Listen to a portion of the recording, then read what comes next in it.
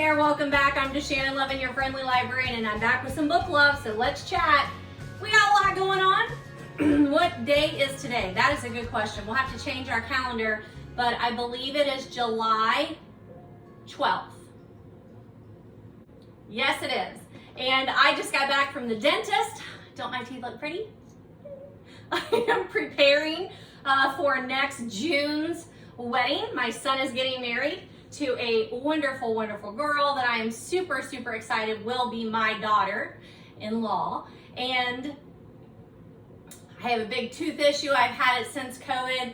Let me just say, if you are one of those people like me who fell out of the routine during COVID and you haven't been back, now I don't know about your dentist, but we have a fabulous dentist. This is actually the first time I've seen this particular dentist in this particular practice, but we've been going there for 30 years, and my dental hygienist, I'm not even sure if that's what she is because I feel like she did a whole lot more than just that, but she was fabulous, fabulous. Highly recommend, what is it called?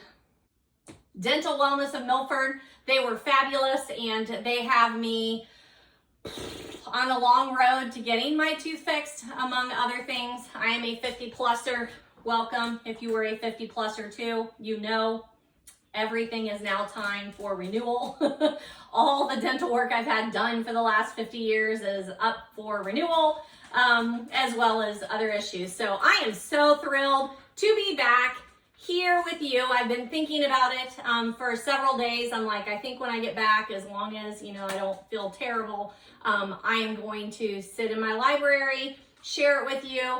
I have got so many good suggestions that I have read since the last time we talked, which was toward the end of June, if I'm not mistaken. I think I filmed it like early June and then took it with me on vacation, edited it, and then published it right after I got back.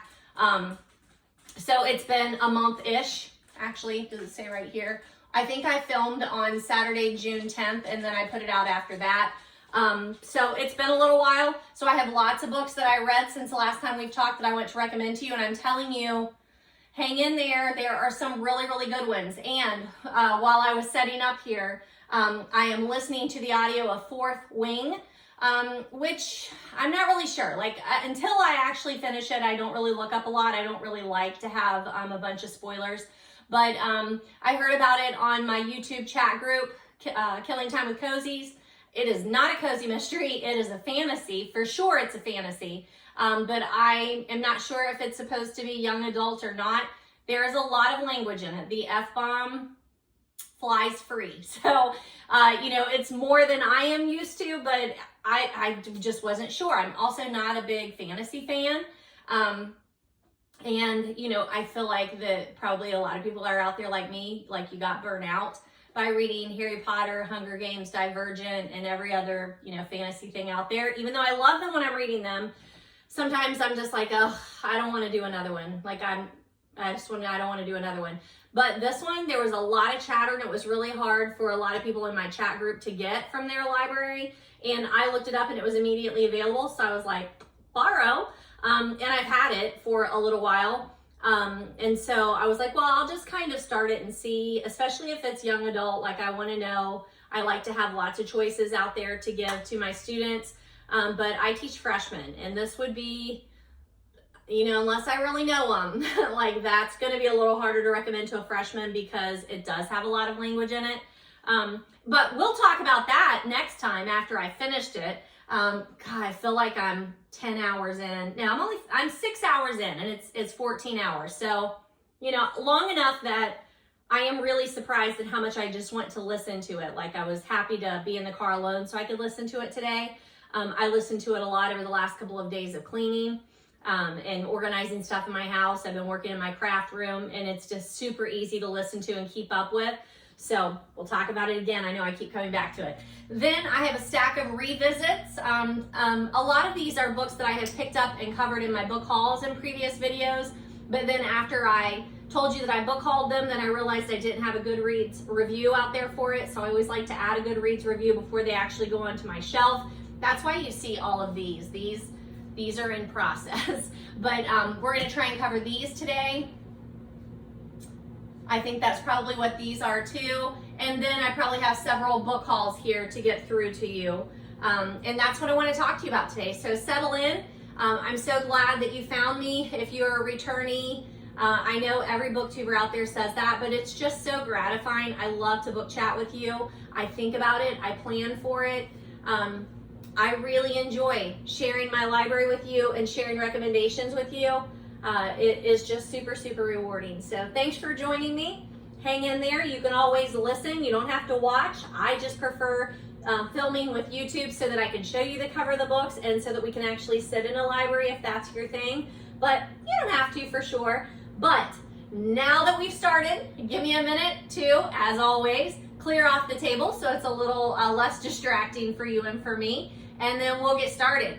Also want to mention before it's almost melted, because I was at the dentist, I know this kind of flies in the face of that, but after the dentist I ran down to the thrift store, so I have a bag that are not yet added to my document that I follow when I'm videoing, but I have 4 hardcovers from St. Vincent de Paul, but they're $1 for hardcovers. You can't beat that.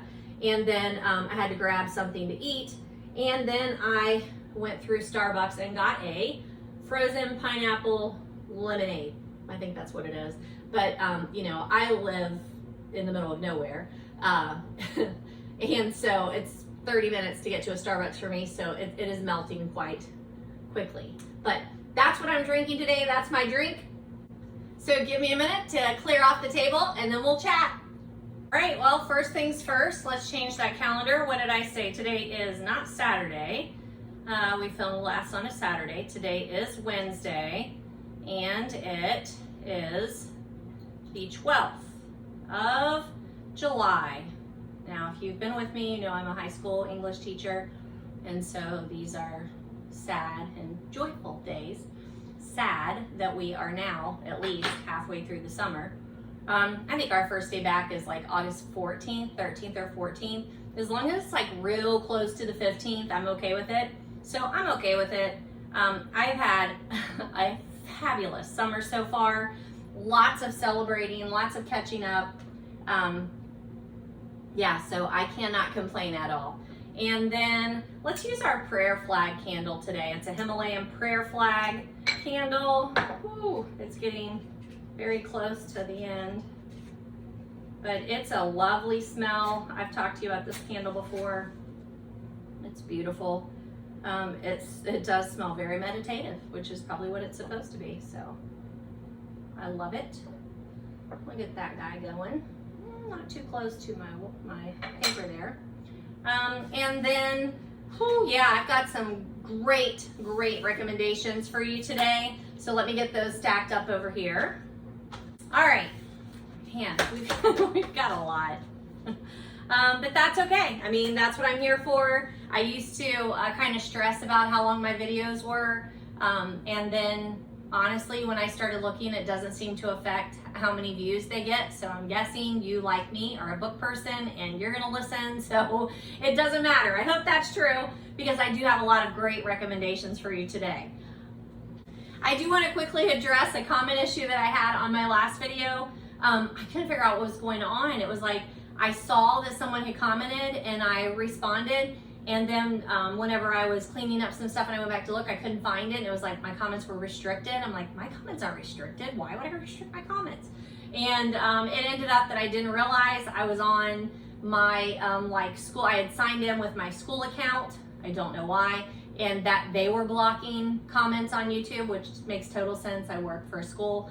So I was I don't know what I was thinking. So I just needed to be on my own computer. So I apologize if you commented and it took me a while to get back to you or got all wackadoodle there. That's what happened. I also want to address that in my last video and most of my videos, I talk about Kate Carlisle. She's a cozy mystery author. And I'm one of Kate's readers. She will give us the books right when they come out and we read them. She gives them to us for free in exchange for fair reviews that we put out in 2 or 3 places. And I have been doing that for years. I would read her books either way. I already was reading her books either way. I love her. And I had I talked about that in the video. And then she did comment and there was a little bit of a correction. So I just wanted to address it. In my last video, and I know before that too, I've said I've read all of the Bibliophile mystery series in order. I read all of the Fixer Up mystery series in order, but I know that she had a couple of other books that were not in those series. I think I called them spinoffs, and they're not spinoffs.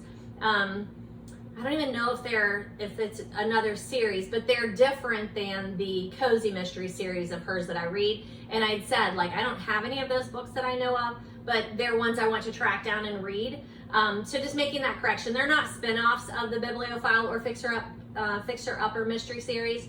But I don't know that I would call them standalones. So just wanted to address that too. When I told her I'll address it, she was like, you don't need to address it.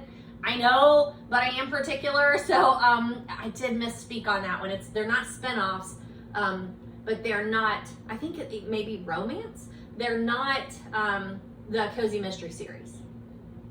All right, so that takes us back to June. I do have a copy of the first book that I want to talk to you about. It is this right here. It is called 5 Feet Apart. It's by Rachel Lippincott with Mickey Daughtry and Tobias Iconis. That's what we're gonna say. It is a young adult novel. I have a copy of this in my classroom, and then I have a copy of it here. I had a student that was reading it towards the end of the school year. When I saw she was reading it, I said, hey, I've been meaning to read that too, so I'll just read it at the same time so we can chat about it, and we did.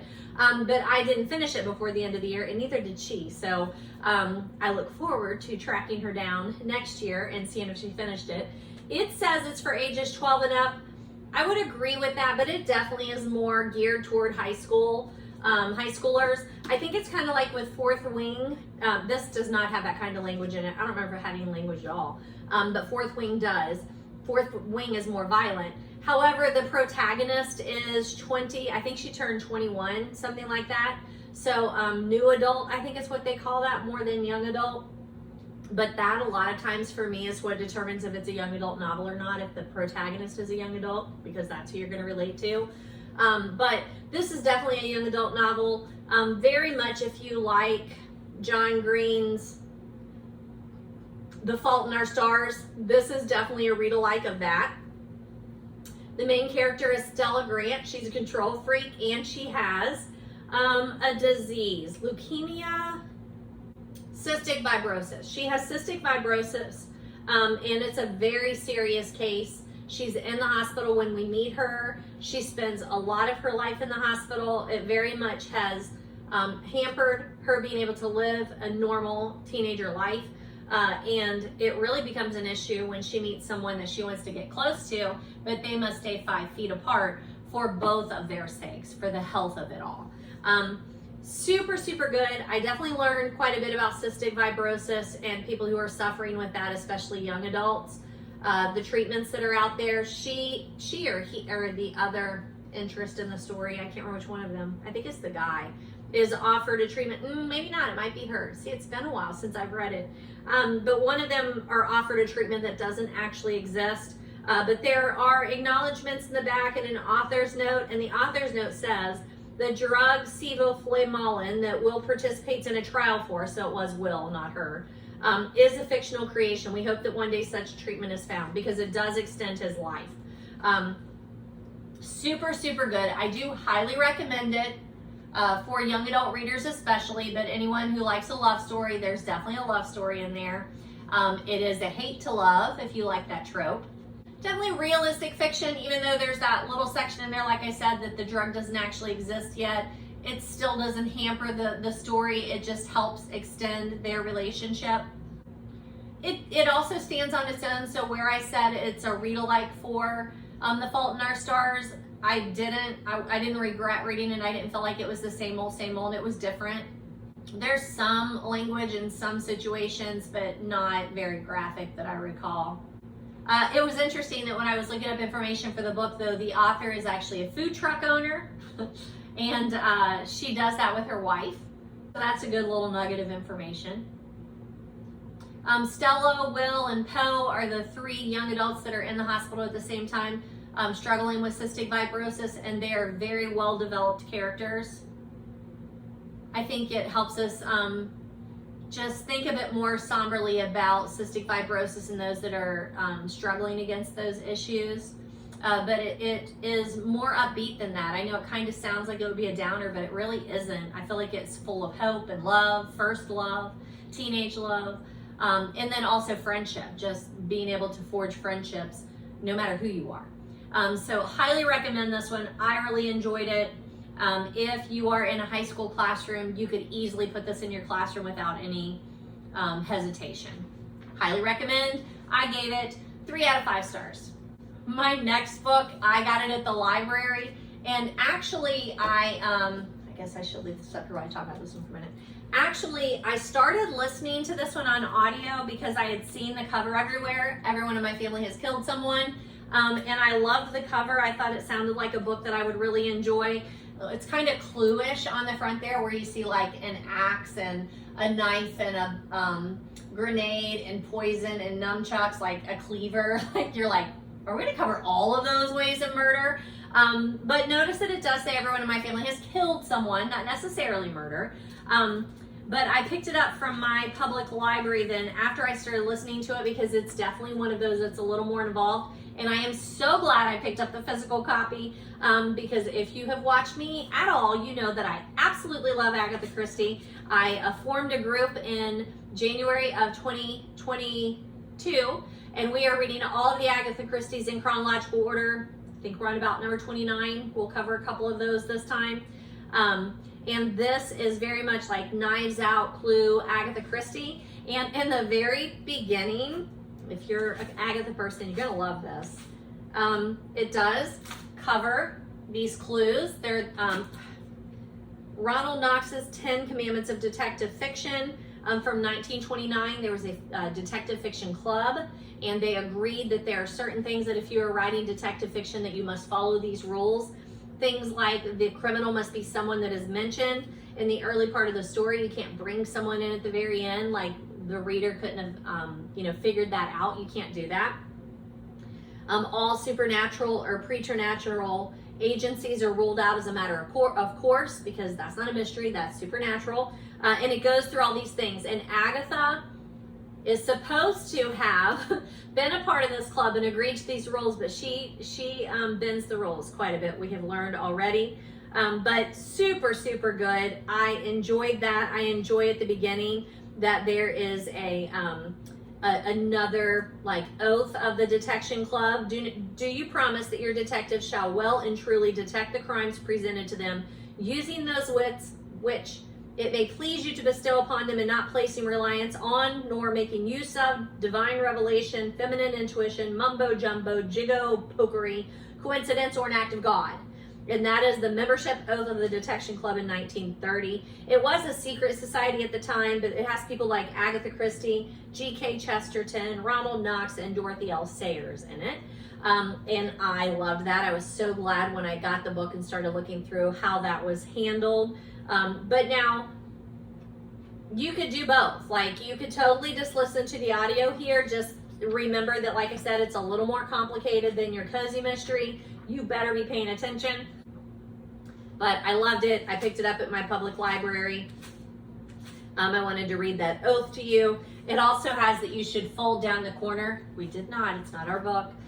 For the detection rules, so that you can make sure that they're following those. This one does have a prologue in it. And that is important because that's where he explains to you. The narrator in the story is talking to you. Like, he explains the setup, he tells you everyone in his family has killed someone, and he even tells you, like, somebody's gonna murder someone in this one, someone's gonna die in this one, we're gonna find a body in this chapter. I think he does chapters, not page. Oh no, he does pages. Page 208-ish, page 218, page 227. So you know ahead of time in the prologue, you know when people are going to die. But my gosh, it doesn't mess it up at all. I absolutely loved this. I feel like I've read a couple like this here lately that have just been, I'm smiling when I'm reading a mystery. I guess that's probably my favorite kind too, is just that it was so surprisingly well done. I loved it.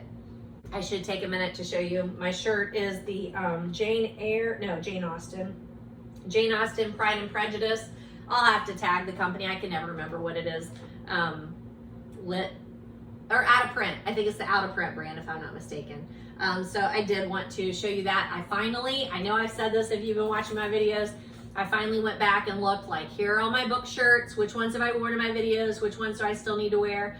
And this is video number 37, so I'm like, I might have gone through them all. Like, I don't think I have anymore. Yes, I do. Because I didn't make it a thing towards the beginning of wearing a different shirt each time. They're all literary, and I have more than 30 literary shirts apparently. But again, I'm 50-ish. I worked in a library for over 20 years, and I've been teaching English back in the classroom for 3 years after they shut the library down. So I have a lot of book shirts. I have a lot of book merchandise, period, but I have a lot of book shirts. So there's that. I'll link it down below, but it's the out of print brand. Also, when I was at my public library, I did I picked up some things from our public library. They are having an adult reading program in the summer where you can put a book review in there. You can rate your book, give it a little book review. They have a literary fringe trivia. Whoop, this says turn in by June 24th, so I missed that. That's okay, I can still turn in my book report, I think. But I will do that when I drop this off this week. But just delightful. This is a 5 out of 5 for me for sure. If you're a mystery lover, this is it. Not cozy, it's not cozy. And for me, that distinction is cozy mysteries. We'll cover a couple of those, but it's where the murders are not necessarily gruesome. You don't really worry in a cozy mystery. You're never really worried about the characters. There are definitely murders that take place, but they're not traumatic. They're not violent. It's different. This guy is very cynical, which I love. Very tongue-in-cheek. There's someone, his family is having a reunion. And at the reunion, there's a lot of tension because he testified against his brother years before, and not everybody in the family is happy about that. And that brother will also be there. So there's that. It's definitely a nod to Agatha. If you love Agatha, Knives Out, that whole genre, this is it. Now, it's fun that you have that little epigraph in the beginning with the detective notes, because he sets you on edge to be on the lookout for if he breaks any of those rules. And he refers to them. He also refers to Christie and Poirot and the little gray cells, so all that's thrown in there. Again, I love it. There is definitely even a nod to the parlor reveal, Poirot's parlor reveal. And that I thought was just lovely. Each family member is a titled part, followed by one or more chapters that explain then what happened. I've let a couple of flies in the house, so if you're seeing that on the video, I apologize, and I will have to kill them later. The whole book is just so clever. The narrator's voice, like, he's telling you the story, he talks to you, the reader, he references his editor, he tells you when his editor made him change something. He redacts some of the text so that you can't read it, and it's all like a nod to those, like, we didn't pay for that endorsement, or we can't put this in there or we'll get sued. And it's all fiction. It's in good fun, but it's well done. He's not allowed to say brand names. Now, it is also important to note that afterward I found out that Stevenson is a stand-up comedian, and you can tell. Like, he's very funny. I am delighted to find out that this is the first in a series. It's the Ernest Cunningham. He's the main character, the narrator. It's the Ernest Cunningham series. Number 2, everyone in this train is a suspect, should be coming out sometime this year. And I'm also not at all surprised that they're already talking about turning it into a series. HBO has bought the rights to that. I am thrilled and will be anxiously awaiting that, and I'll keep you posted. But this is a 5 out of 5 for me. I can't wait to read more in this series. I'm really sorry about those flies. They're gonna drive us all nuts. I don't know where they came from. I do have the door open, so there's that. Here are lately some of the read-alikes for this that I have read and talked to you about. How to Murder Your Employer and Thursday Murder Club, I would say those books are very similar. So this one, Thursday Murder Club series, and any of those in the Thursday Murder Club, which I have a couple of those to show you during the book haul. And then How to Murder Your Employer, I think is the title of that one that I talked to you about here in the last couple of months. Very, very similar. The next one, I don't have a copy. My sister told me about it and I just got it on audio. It's called Funny Farm, My Unexpected Life with 600 Rescue Animals. It's by Lori Zaleski. What a surprise. What a surprise. Oh, I don't have what I rated it at. I would assume that I gave this a 5 out of 5 because I was expecting it just to be a story about a lady who rescued farm animals, and it is so much more than that. Like, it's funny. She tells you a lot of the animal stories, the rescues that she takes in, but also in doing that, she talks about growing up. Her mother escaped a terrible relationship with her father, with the author's father, and she talks about meeting her father, their relationship after the mother took them away from that, and then she talks about her relationship with her mother, and a lot of that interweaves with this Funny Farm story. It's so good. I can't even, you need to get it. It's just so good, and I was expecting it to be a story about a lady who rescued animals, and it's just so much more than that. I'm even going to say this might be the best memoir I ever read because it was surprising, because I love animals, I love family stories, I love when people come out on the other side of terrible relationships. She's super honest, she deals with things with humor, and just like, how are we going to do this? Here's how we're going to do this, and then she gets it done.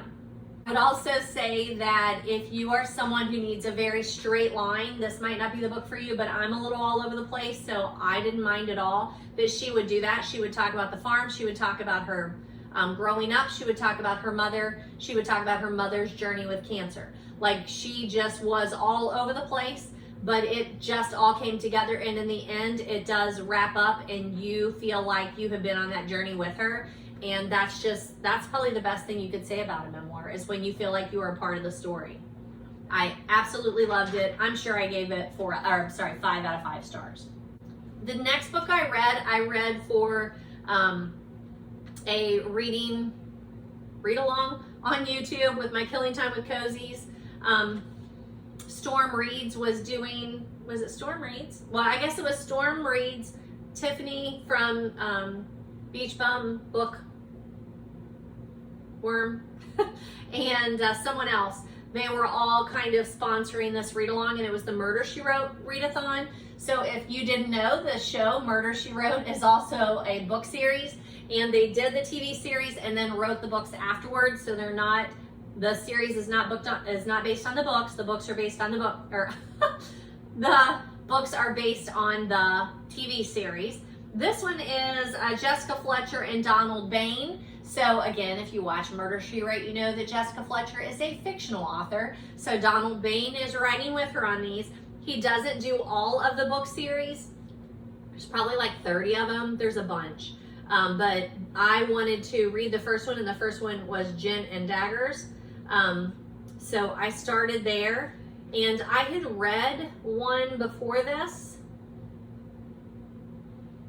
Hook, Line, and Murder, which I think I'm going to cover. I picked it up at a thrift store during the last month, and I will review that one for you.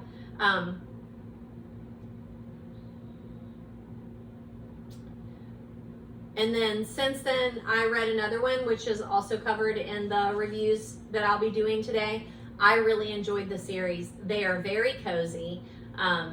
Jessica checks off all the boxes. There's a small community. Now, in Gin and Daggers, they're actually in London. She's there to give a keynote speech, and so, murder ensues, because that's what happens if you hang around with Jessica. There will be murder, whether you're in Cabot Cove or London. But she has a couple of the friends who then come to London, so you still have some of her little close-knit group. But, she's the amateur sleuth. She's trying to help out the cops. They are angry. They don't want her help, and then they realize they need her help. Like, it was just really, really fun. I super, super enjoyed it. I like the size of these. It's very easy to pick them up. This one looks like I paid $2 somewhere back in April of 2018. Or did I? Did I pick this one up? Yeah, I'm pretty sure. I don't know. It's on there. The sticker's on there, but I really enjoyed it. Now, Murder, She Wrote is also a series that like I watched growing up. In my adult years, like after I would come home from teaching, a lot of times it was on at I think 4 or 5 o'clock or 3, 4, 5, I don't know, whatever. I think Oprah came on at 4, so this was probably on at 3 o'clock when I came home from work, from teaching, and I always just watched them. They were something that you could dip in and out of, but you didn't have to pay, you know, attention. You have to sit down for it, but they're very comforting. I enjoyed going back to the first one in the series. Now, when we were chatting, someone was complaining that Jessica was driving a car and there were these things that didn't line up with the series. And I'm like, that wasn't in my book. Then I realized that they did put this book out.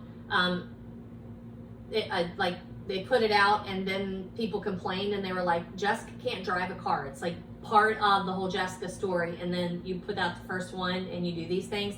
So they changed those. And the one that I had, it didn't have any of those.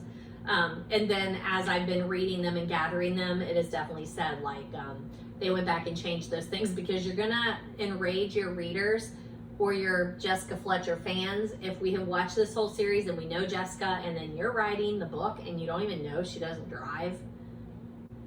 And there's just enough humor in it too that I just thought it was super fun. I really, really enjoyed it. I gave it 4 out of 5. 4 out of 5. It's not literary. You know, it's not life-changing, but it's super comforting. And then I'll go ahead and talk to you about Hook, Line, and Murder. I'm looking to see if it looks like I put the review out there in 2018, so I probably haven't talked to you about this one.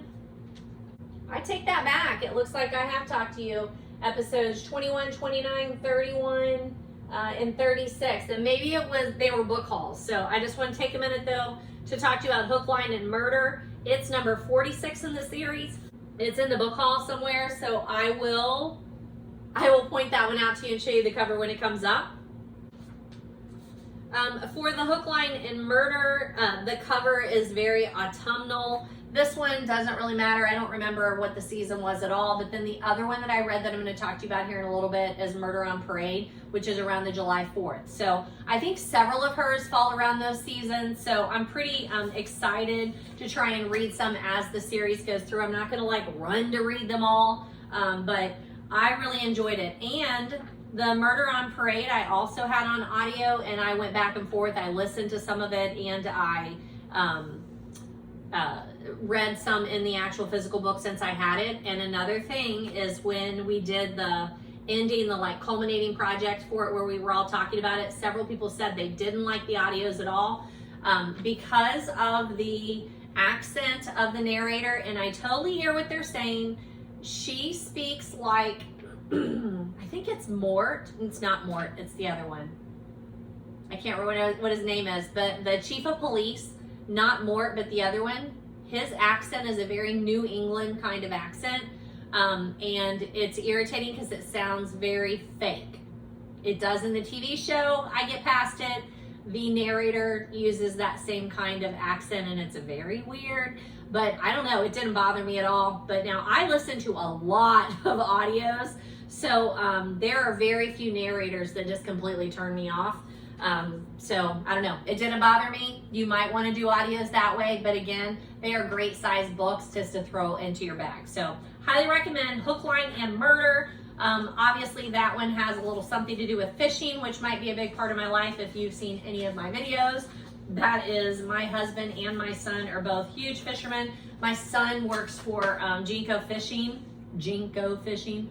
I always like rush through it real quick. And they are in Orlando right now at ICAST. So if you're a fisher person, you know ICAST is a huge deal. And they're there right now, and they're doing some big reveal on some fishing lure that they've been working on for like 3 years. So they are super excited. So little tidbit of information there. But they both are very much in the fishing world, so I enjoy reading some of these mysteries that are around that fishing world. I'm going to talk to you about that Murder on Parade here in a little bit, but I have other Murder, She Wrote series. I have Panning for Murder, A Fatal Feast, which I think will be like a Thanksgiving book for me. The Fine Art of Murder. And then I also had laid out a couple of other books. I don't see them right now. Here they are. Here they are. The Murder, She Meowed by Rita Mae Brown, and Murder, She Wrote, a Cat Cafe mystery by Kate Conti. These are two other cozy mysteries that are not Murder, She Wrote, but they're, you know, plays, they're punny names. So I would like to read both of those here in the next little bit too. Now, I'm a little hesitant on the Rita Mae Brown. I've not had a good experience with her. So I really want to read this one to see if it hits me differently than that last one that I read. But it's not looking good, because right on the back it says the annual steeplechase races are the high point in the social calendar of the horse-mad Virginians of cozy crochet. And that's what I didn't care for, that whole theme in the last one, but we'll see. They're great sizes again, great size cozies.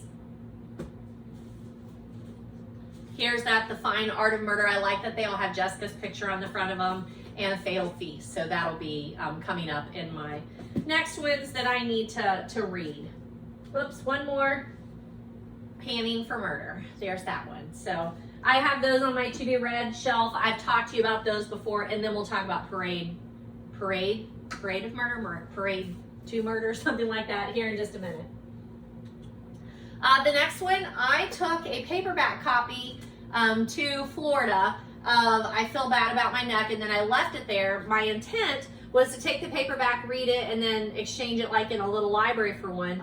But we didn't really see any little library things that I wanted. So I just left that one there for my cousin to throw into a little library when she got a chance. And I knew that I had a hardcover copy here. And there's Nora Ephron on the back, if you can see that picture where she's like, I feel bad about my neck, and other thoughts on being a woman. It's a book of essays. I really enjoyed it. I'm so glad I finally got to it.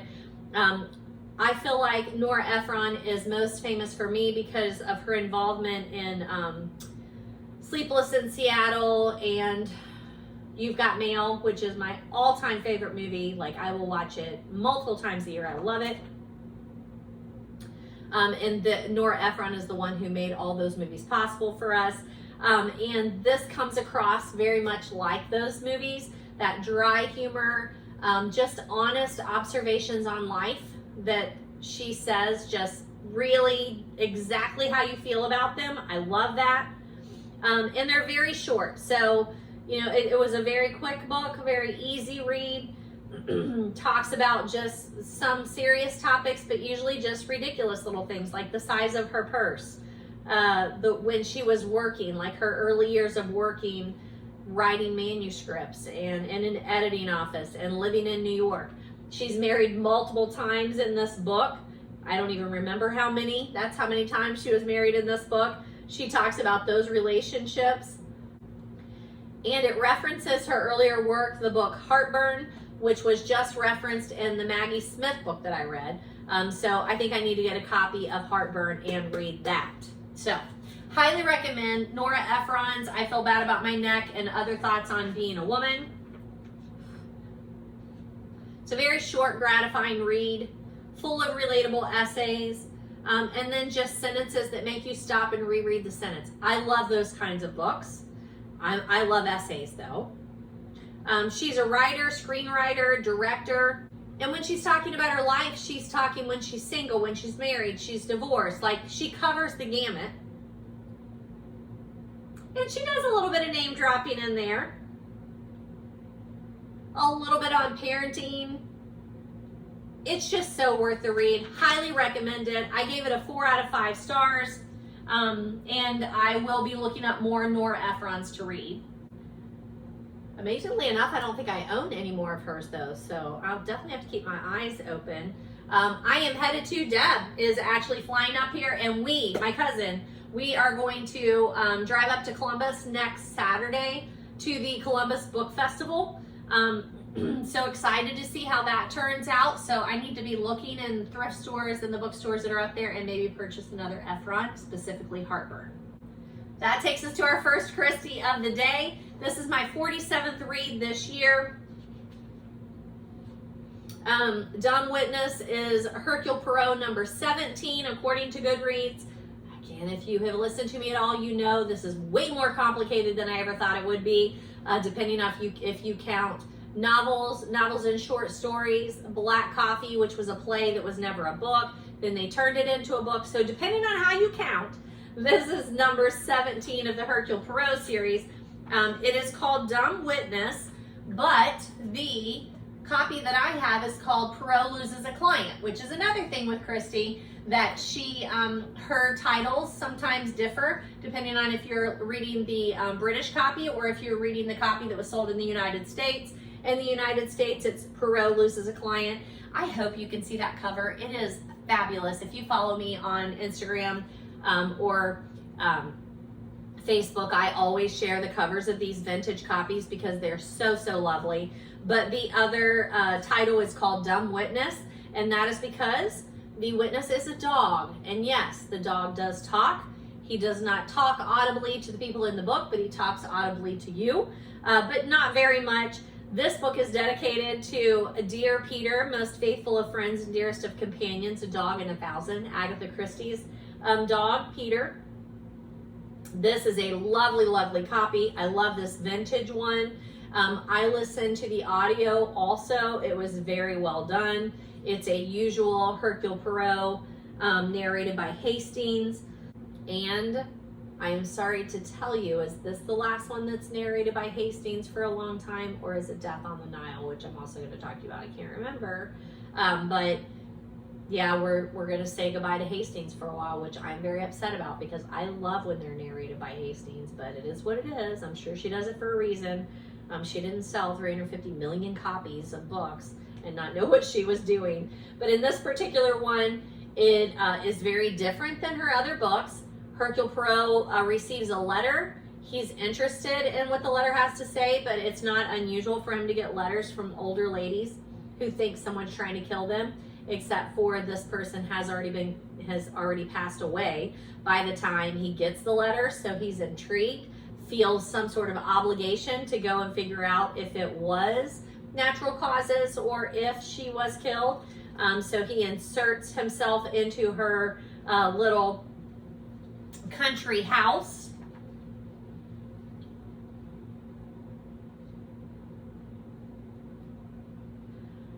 The chronological is also different depending on if you were going by Goodreads or the Agatha list. My group follows the chronological list published on the Agatha Christie website. So that is a little different than Goodreads and also different than if you are looking like on Wikipedia. I love the Wikipedia pages for the Agatha Christie books. If you're an Agatha fan, I'm going to give you some tips here. They are fabulous, and there's a little box on the left-hand side, and it will have like the title, the publisher, the time that it was written. It will have like what came before this one and what comes next. And that also is different on this particular one because we are following the other list from the Agatha website. Bob is the name of the dog in this story, and he is the dumb witness. He is blamed for tripping his owner. It is not a fatal fall, but he's blamed for it. And he's not happy about that. So when Hercule shows up, he definitely is trying to get Hercule and Hastings to pay attention and make sure that they vindicate him. We have tons of Christie hallmarks in this one. Poisoning, stabbings, Poirot's form of justice. We've talked about how sometimes Poirot doesn't. It's not important to him that people are turned into the police and have to go through a trial. He knows who's guilty and who's innocent, and he lets nature take its course sometimes. There is an audiobook and there is a radio dramatization. Both are great. There's also the David Suchet adaptation for television, also fabulous, but there are quite a bit of changes in that one. It takes a lot of liberties, but it's still very good. Now, keep in mind for the Agatha Christie's, my group Zooms, and you are more than welcome to join us. We're on Facebook. You can, find us there. I usually put the link in the show notes here too. But we Zoom every About 3 weeks. We do the next book in chronological order, sometimes 2, depending if we take more than 3 weeks. It's just a small group of us. So we try and work through everyone's schedules. But we talk for about 2 hours usually about the book. So I'm condensing it in a few minutes here, but super, super good. Of course, I'm gonna love any book that has an animal as one of the main characters, as long as nothing bad happens to the animal. And it doesn't, it ends well for this one. This is one of Agatha's where she mentions, or actually Hercule mentions, several past cases. So he alludes to some of his past cases, which I think is interesting. I'll give you a couple of quotes. Poirot on lying is needed to learn the facts in a conversation with Hastings in chapter 26. More lies, I suppose, Hastings says. You are really very offensive sometimes, Hastings. Anybody would think I enjoyed telling lies. Oh, I rather think you do. In fact, I'm sure of it. Well, it is true that I sometimes compliment myself upon my ingenuity, Poirot confessed naively. I love Christie. I love the humor. I love the characters. I love it. I love everything about it. So that is number 47. I would venture to say I gave it 4 out of 5 stars. Most of my Christies get 4 out of 5 stars. And we did 2 this past time. We also did Death on the Nile because we started off, like when we started reading in 2022 in January, well, I think we might have met in December of 2021. I could be wrong. Either way, we did like a couple of Christmas stories to kind of, test the waters. And then we started reading chronologically, but then when the movie Death on the Nile came out, the, you know what his name is, the famous guy right now that's redoing them. When he brought out Death on the Nile, then we actually read that one and talked about it when the movie came out so that we would, have that kind of perspective. So we just did kind of a revisit, but this is number 48 for me for the year. I reread it. One of the reasons we wanted to read chronologically is because I wanted to see how Christie wrote, and I wanted to see how her characters were introduced, and then watch each of those things as it progressed. So when we read this out of order, we had already met Poirot, but then he was way more advanced in this, and then we went back and continued reading chronologically. So it was interesting to see where he fit in after just reading Poirot loses a client and then reading this. It made way more sense the way that he operates. Death on the Nile was a serialization to start with. A lot of Christie's books started as serializations in magazines. There are several TV adaptations and movies on Death on the Nile. I recommend all of them. So good. There's a 1978 film that is fabulous. I want to say that this was in the movie series that we watched when John and I went to Marymount. There was an Agatha Christie evening that we watched a couple of movies, if I'm not mistaken. Pretty sure. But highly recommend Agatha Christie's Death on the Nile. I actually have one of these copies because early on when we were reading the Agatha Christie's, it was a little harder. I didn't have as much of a collection started yet, but so I think I ended up having to actually purchase this one, if I'm not mistaken. I think I purchased it right when the new Barnes & Noble opened in Cincinnati. Oh, what is that area called? I can't remember what it's called. Fildertle-ish, when the Barnes & Noble moved into the new like concept stores that's very open. I'm pretty sure I bought it there. But I gave that a 5 out of 5. I know most of my Christies are 3s or 4s, but this one is superb. Highly, highly recommended. If you've never read Agatha Christie before, this is a great one to read if you're not concerned with reading in order. Now, there is a Death on the Nile, a short story in the Parker Pyne Investigate series. It's unrelated. This is one of those stories though where Agatha has many, many characters, so good luck keeping up. Might want to print off those Wikipedia notes to start with so you can keep up with everyone. This is another one that Agatha has Poirot refer back to Murder in Mesopotamia, so she has an allusion to one of his earlier cases, and Poirot talks about having learned there that you just very carefully keep dusting away all the extra until you see what's left, and that's how he solves this particular case. Is there's so much extra that would be distracting, but he just very slowly dusts that extra away until he sees what's at the heart of it. So highly recommend Death on the Nile. If you're not an Agatha reader and you want to read some Agatha, this is a great one of hers to read. Highly recommend it. All right, this next book series I picked up in, oh, that's because it's not on there. I picked up in, what? Yes, I did. Okay. I picked up in Florida when I was visiting my cousin Deb. We went to one of her libraries.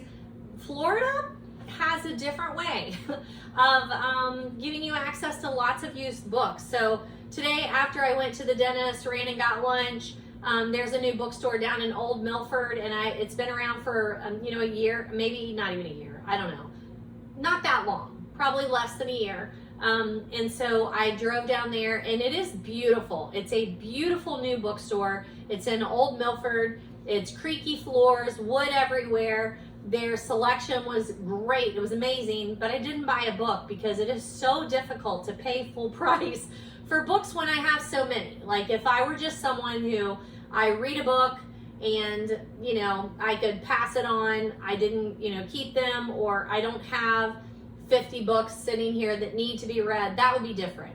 But I read about 100 books a year, so I like to get thrifted copies. I like to utilize my library. I very seldom pay full price for a book. It doesn't happen that often. But there were a series of 3 books. They look like this. It was at one of their libraries there in Florida.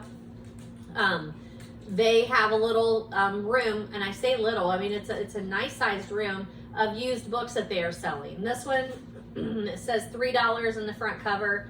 And I just bought one of them because I just didn't know. I'd never seen it before, but I liked the cover. It looked like a cozy mystery, so I bought one of them. And this one is the 3rd in the series. No, this is the 2nd one in the series, okay. But they didn't have, I think they didn't have the first one, if I'm not mistaken. But after I started reading this, I told my cousin, I'm like, we need to go back. I want to buy those other 2 books. I really like this series. And they only had one other one in the series, which I think I'll pick up here in the book haul somewhere, if I'm not mistaken. But I really, really like this series. Okay, sorry, I don't even think I told you. It's called Auntie Poldi and the Vineyards of Etna, a novel by Mario Giordano. Okay, so it is definitely translated. My dog's trying to slaughter a rabbit. That would be very bad. It is definitely translated from Italian, I think. I'm pretty sure it's Italian. It says translated by, but it doesn't tell me out of what. Germany. First published in Germany, there you go. And then translated, first English language edition published in 2018. So it was published in Germany in 2016 and then translated for us. It is so, so good. It's humorous. It reminds me a lot of several of the Acorn BritBox series that I watch, where there's a little amateur sleuth. Of course, I can't think of any of them right now. Why is that? But I think it just really reminds me of some of those, like a little more cozy series. Auntie Poldi is such a great character. She's 60-something. She was divorced or separated, but that's the family. She takes on her husband's family. They all are interested in her and her well-being. But her ex-husband or separated, I can't remember which one it is. He, they get divorced, and then I think he remarries and then dies pretty quickly. So she still considers herself a widow. And she's just tired. So she thinks she's gonna just go to Sicily and buy a place actually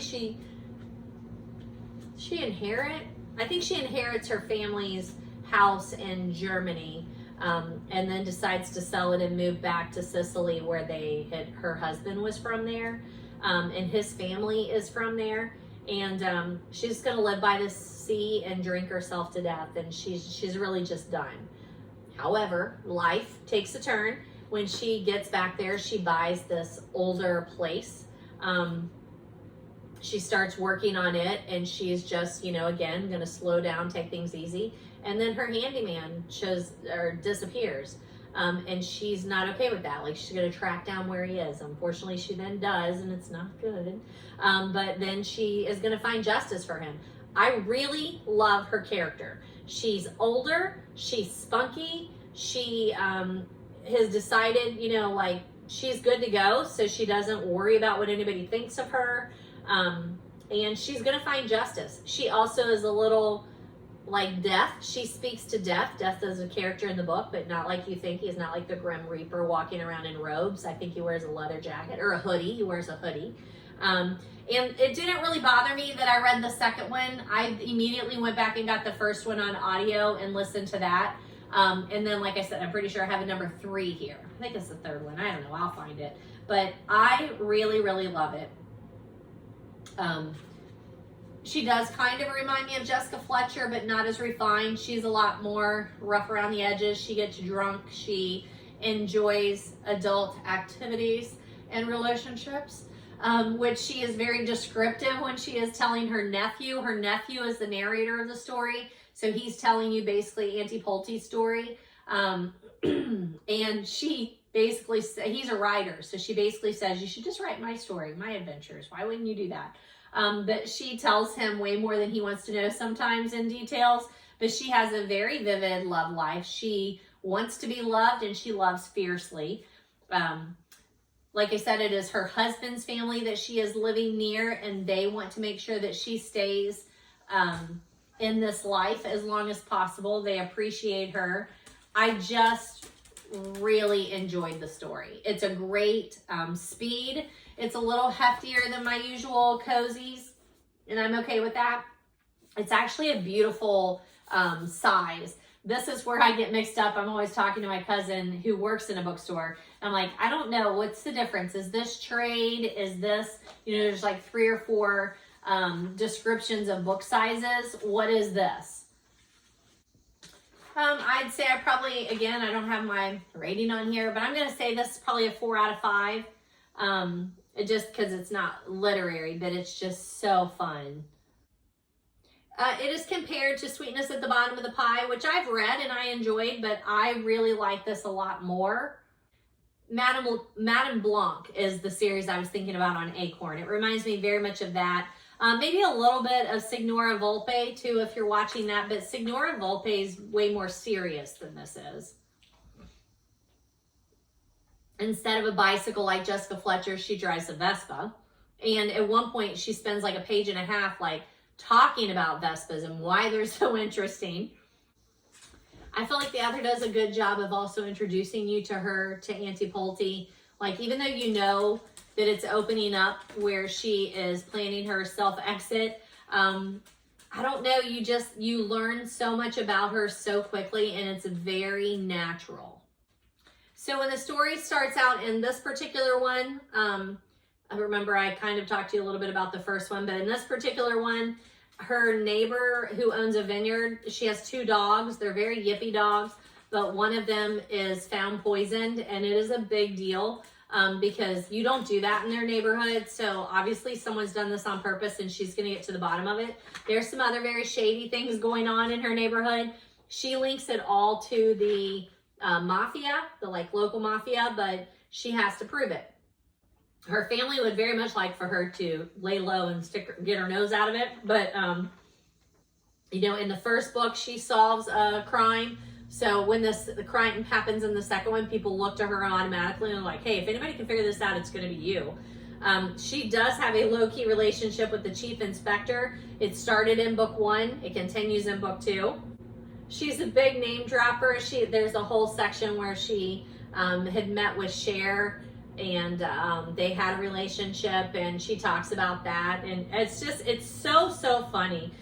There are a lot of allusions in this book, allusions to like Metamorphosis and Sherlock. I just really, really enjoyed it.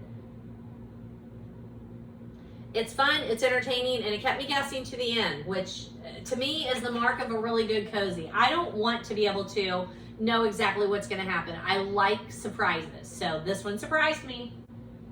The next one I listened to on audio. It was a very, very short one. Like, I want to say it was an hour on audio. I have a friend who's a retired vet, and I was complaining about Stella, my little dog. She's 13ish. She's a rescue, so I don't really know. I know she's at least 13. She's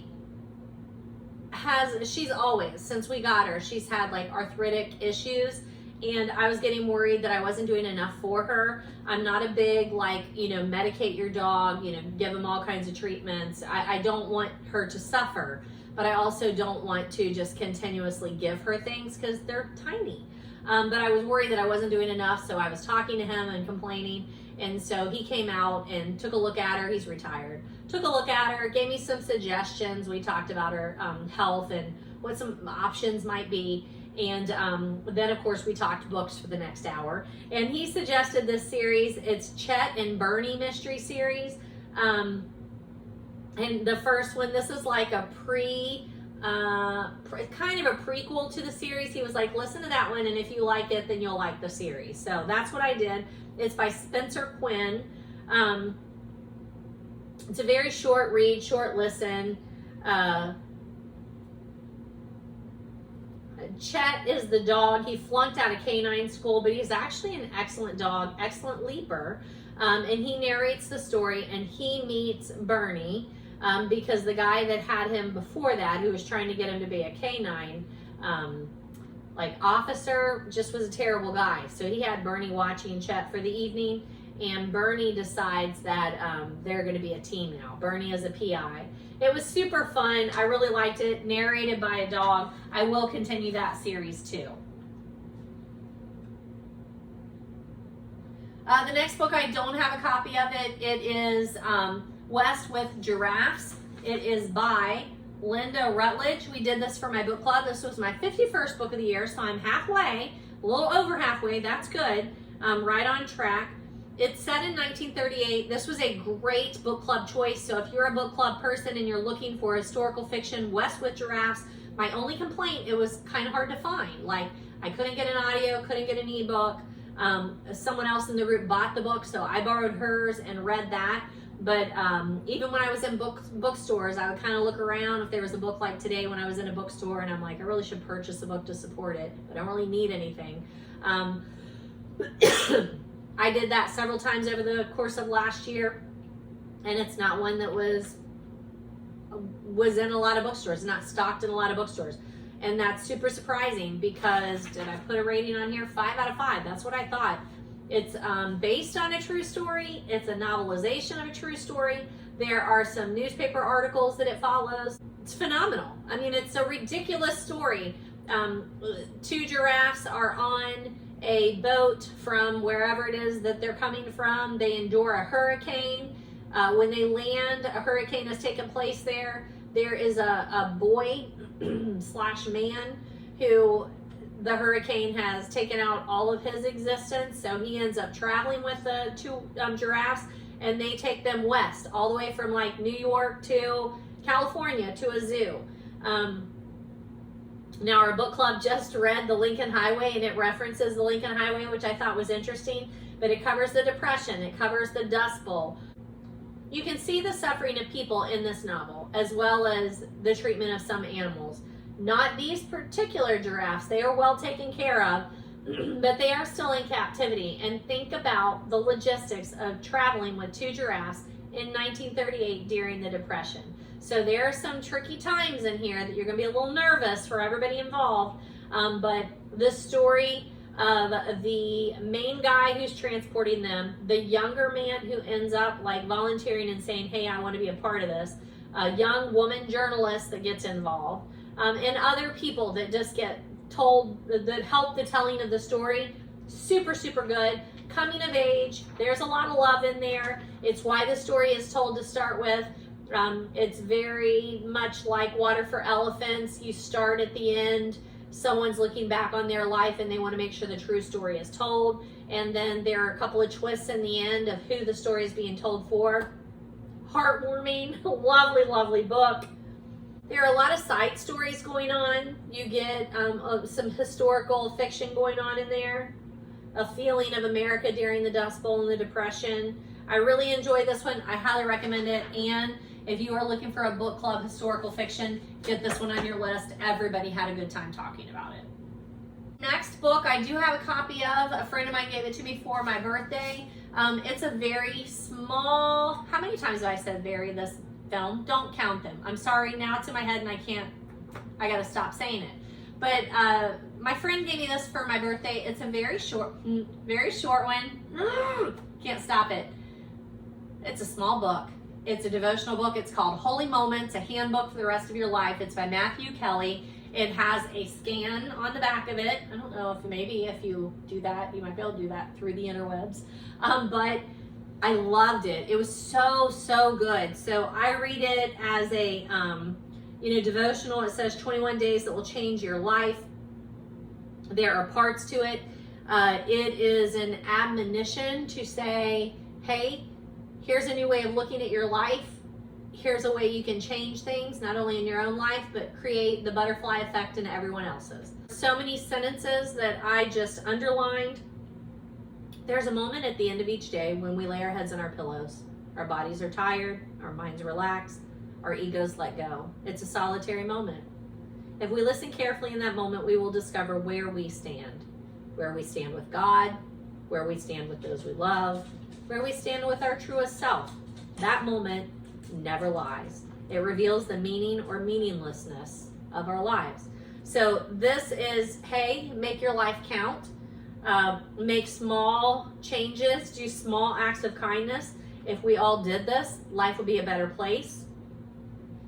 And then at the end, it asks you to order 6 copies, I think it is, 6 copies of the book and just pay the shipping maybe. And it's not, like I checked it out, the shipping was not terrible. I plan to order the 6 books and hand them out. I think it was well worth it. I would purchase these books and give them to people like as a gift, just as it was given to me. But you do only have to pay shipping and handling, and then you can give them out. It's lovely. You can look it up. There's a whole thing with Matthew Kelly and Holy Moments, a handbook for the rest of your life. It looks like that. It's very uplifting. The basic premise is do good. Do good and do good every day. Pass on the happiness that you have. Sharpen your focus on humanity. Know that you are supposed to be treating everyone as if you come in contact with Jesus or God every day. It did fit right in. There was a message that we had, like right when I was reading this at church, and it was something like where there was a church and small church, and the lady was working really hard, and somebody said something to her like, this is hard work or whatever, and she said, well, you know what, somebody was Billy Graham's Sunday school teacher, so who knows who you're teaching. And I thought that was so interesting. As a teacher, we try and reach all of them. No child left behind. We try and reach all of them, and you don't know who's going to become a dentist or a social worker, or there's so many jobs where you just affect change, and that just steamrolls into the next big thing. So you just have to believe that your energy that you are putting into those lives that you are pouring in will get poured into other lives, and then poured into other lives, and you will never know how far reaching that is. So as a teacher, I've always thought about this. It makes it easier for those very difficult times when you're teaching and you're like, why am I doing this? Because you don't know, and because you are feeding into the lives of others. So that's very much what this book is. Kelly is just furthering that thought, and you should just be treating everyone as if you are treating the next Billy Graham, or you're treating Jesus. Like Jesus loves everyone, so you never look into the eyes of someone that Jesus does not love, so you should love them too. I am preaching to myself here. But I will definitely order copies of these. I loved it. I gave it a 5 out of 5. I will keep it on my desk and keep going back over it. It was very uplifting. That took me to going back to the audio of Auntie Poldi. The first one is called Auntie Poldi and the Sicilian Lions. The series is called Tandy Poldi. Tandy and Auntie, same thing. But I just love it. The first one, I'm glad that I did go back and read that first one, because that's when she's first moving to Sicily, trying to figure out where she's going to live and how that's going to work. They call in the nephew, like all the aunts and uncles call in the nephew and say, hey, just go live with her for a while. Help her get started. Make sure she's not drinking too much. So you get him, the setup of him, that he's a writer, struggling writer. And then he gets down that narrative voice. We meet Death in the first one too, when he comes to mess with Auntie Poldi. They have a very weird relationship. Food is a big part of the whole series, Sicilian food. I love that part about it. And, you know, Auntie Poldi, she talks to people who've passed on, like, you know, the uncle and her dad, I think, is a big one in this one. There are a set of Sicilian lions, the concrete lions, and she talks to them. So there's that. It's very odd, but I absolutely love this series. I will continue with this series. That takes me to July. I don't have a copy of the next book, but it's Demon Summer by G.M. Malliet. I have talked to you about Malliet before because this is the 4th one in the Max Tudor series. And before I read the last one I talked to you about, Pagan Spring, I went back and listened to the first 2 because I had read book 2, realized it was a series, read book 1, and then I wanted to book 3. So then I'm like, I'm not going to do that. I'm going to go back. I listened to book 1, listened to book 2, and then read book 3. And now this is book 4. Love this series. I told you at the top of the video, I've got some really, really good recommendations for you, especially if you are a mystery lover. So good. The next one is Autumn Haunted Season. So I've got a little while before I'll do the next one. But Max Tudor is a vicar of a small village, and he's a former MI5 agent, and his bishop knows that. So in this particular one, he's called in. The bishop needs some help. There's something going on at a nunnery, and he needs Max to just go see what is going on, make sure nobody's going to die. There's that. But go try and figure out what's going on and get this straightened up and do it low key. Now, any book that references Jaws and Agatha and G.K. Chesterton and the Da Vinci Code, whew, it is all over the place. We'll talk about the Da Vinci Code again here in a minute, but my goodness, was this ever good. You've got the amateur sleuth. There's a definite love story going on by book number 4. You know, we have followed it from before there was a relationship to now. Way more than a relationship. So good. We found out in the last series, I don't want to give anything away. So we found out in the last series that there was something that happened in their relationship that they were going to have to deal with in this particular book. It is well done. They move on in their relationship, and that part is just so interesting. The way that Malliet is changing those characters and gives you just enough information in this one because Max does have to travel to go solve this mystery, so he's not with Edwina in this particular book that much, but they are still working through some things that we know they were going to have to work through if you read through book 3.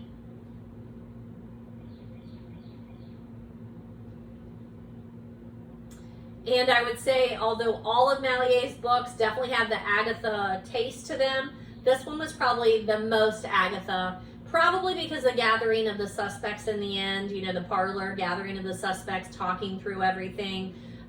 You've got treasure hunters, you've got relics that people are trying to find. There's a lot of religious history. This was another 5 out of 5 for me. I highly recommend this series, especially for mystery lovers. That is Demon Summer by G.M. Malliet. I think that's how you say it. Big online presence. You can go and read the first couple of chapters for free. I'm telling you to go back and do the first one first, though, because I would prefer that I should have done that when I did it. I just didn't know whenever I read the first one that it was a series or that it would matter. It always matters. Read the first one first. The next one I read because I read The Case for Christ by Lee Strobel a couple of months ago, and then I realized I had 2 more of his books. I had already read the other one, Discussing the Da Vinci Code, and then I had a copy of this, Exploring the Da Vinci Code, and I wanted to just knock those out too, because I have read the Da Vinci Code. I know there's a lot of controversy over it. We've talked about it before. I've talked to you multiple times about the Da Vinci Code. I enjoy it. I know it's fiction, but reading this book from a Christian perspective, I now do understand a little bit more about why people get really bent out of shape. I know some of it flies in the face of Christianity. I get that. Dan Brown is not a supporter of Catholicism or Christianity in that retrospect, but it just keeps, like, Lee Strobel seems to really hone in on the fact that he thinks that Dan Brown's trying to make a statement and trying to convert people to this truth. And I just am not sure that that's true. I don't know Dan Brown. I just know I read his books, but I don't know that he was trying to get people to not believe all of the religious history that's behind that. But I do appreciate, in discussing the Da Vinci Code and exploring the Da Vinci Code, how they lay out the church history. And they will say, so in the book, this is what is said. Here's how that's not true. Or in the book, this is how this is portrayed. This is how that flies against, all of these years that people say, this is true. Like, this is how that really works. So I did really appreciate that. And it's very much like Lee Strobel's The Case for Christ, where here's what's being said, here's the research that backs that up, and here's what experts in the field say. So I really appreciated that. I'm glad I read this. I gave it a 4 out of 5. There's a video series that goes with it. I have not watched the video series, but it's very investigative, like Lee Strobel's The Case for Christ. And if you've read the Da Vinci Code and you know some of the things that are in there, it is fiction. It's fiction. But is it historical fiction? And that's where I think a lot of times I don't like historical fiction, because I shouldn't say I don't like it. I take issue with how much they write around the truth, and then we all think it's true. Things like Marie Benedict's, a lot of hers are historical fiction, and they're based on people who are real. And when you're reading the novel, I'm like, how much of this is true and how much is she putting into people's mouths? I don't know why it bothers me so much on that, and then it doesn't bother me on the Da Vinci Code. I'm a pretty religious person, so that should really bother me. But I think I just always read them as fiction. And I really like the thriller aspect. They came at a good time in my life when I needed page turners in order to get through a book. I really enjoyed it. So I do highly recommend exploring the Da Vinci Code, investigating the issues raised by the book and the movie. I feel like it might be a bit dated in that in the Exploring the Da Vinci Code, he brings up the fact that, you can't just go back and write something like where JFK doesn't get shot or Hitler isn't a bad guy. And we do. We do that all the time. It's called alternative fiction. And I think when the Da Vinci Code came out, it was not as prevalent. But I think of Stephen King's book 11, I always forget what it is, 11, whatever, 63, 64, whatever, where that is the exact premise of the book. And that is alternative fiction. People do that all the time, but they're not controversial because we all know that JFK did get shot. We all know that Hitler was a bad person. Whereas in the Da Vinci Code, he points out things in the painting, or he points out things in history, and we're not quite sure. I think maybe that's where the discrepancy comes. But highly recommend Exploring the Da Vinci Code by Lee Strobel. Here's that other Murder, She Wrote, Murder on Parade. Jessica Fletcher. It's still Donald Bain. And this is number 29. So I'm not going in order here. I wanted to read this one because it looks very 4th of July-ish, and it happens around 4th of July. It's interesting because in this one, we change the Cabot Cove police chief, where, when I was at Gin and Daggers, it was the first guy. Mort's not the first guy. I can't remember what the first guy is. Metzger, maybe? I don't know. I can't remember. But in this one, Seth Hazlitt is the doctor. Sheriff Mort Metzger is in this one, and I can't remember who is in Gin and Daggers, but Amos Tupper. I think it's Amos Tupper. He's the one that the person didn't like, the narrator. But it's a New England accent. It's not done very well, but it is a New England accent. That's a beautiful book, though. It's a hardcover edition. I love it. I thought this was super enjoyable, and I recommend the series. If you're a cozy mystery fan, go back and find some of this series now. I'm interested to see when I read some of the others that are not David Bain. They switch the co-author. I'm interested to see how that turns out, but I really enjoyed it. The next book, and the final one I'm going to talk to you about today, is You Could Make This Place Beautiful by Maggie Smith. Mine is the library copy. It is lovely. I just saw this cover everywhere, and I kept hearing her name, and I wanted to read this before we had an opportunity to go to the Columbus Book Festival, which is this Saturday, because she is a headliner, and so is Allie Hazelwood, who I've talked to you about with Love Hypothesis, However, with Allie Hazelwood, I didn't realize we had to get tickets, and those tickets are sold out. I didn't know that. I think Maggie Smith, though, we do actually just get to see her. You don't have to have tickets. She is a Columbus native, so I think that's interesting. This is a memoir. I knew nothing about it. I thought it was a book of poetry. It is poetic, but I knew nothing about it before picking it up, other than I saw the cover everywhere. I heard a lot of buzz about Maggie Smith. So I didn't know it was going to be so heavy on the divorce angle. That being said, super good. Beautiful book. So many great essays. I would call them vignettes more than essays. I feel like if I were going to write a book, this is how I would write a book. Just like little observations about things that have happened in life. She is very chronological, though, from when you open the book. I don't know how long it is. It's not very long before you realize that her husband has had an affair and she's dealing with that. They go through therapy. It doesn't work. They decide to separate. They decide to divorce. His husband still has that other person he's involved with. She is trying to raise young children. She is a writer. He's a attorney, maybe? But he also wrote when they were younger, and he's very not supportive of her writing. And she had a poem that went viral called Good Bones that is amazing. You should Google it. Maggie Smith, Good Bones. I don't know how much of it I can put on, like, read it here on YouTube without them saying, ooh, that's copyright. We can't be doing that. So I'm not going to put it on here, but I'm telling you, just Google Good Bones, Maggie Smith, and read that poem. It is phenomenal. And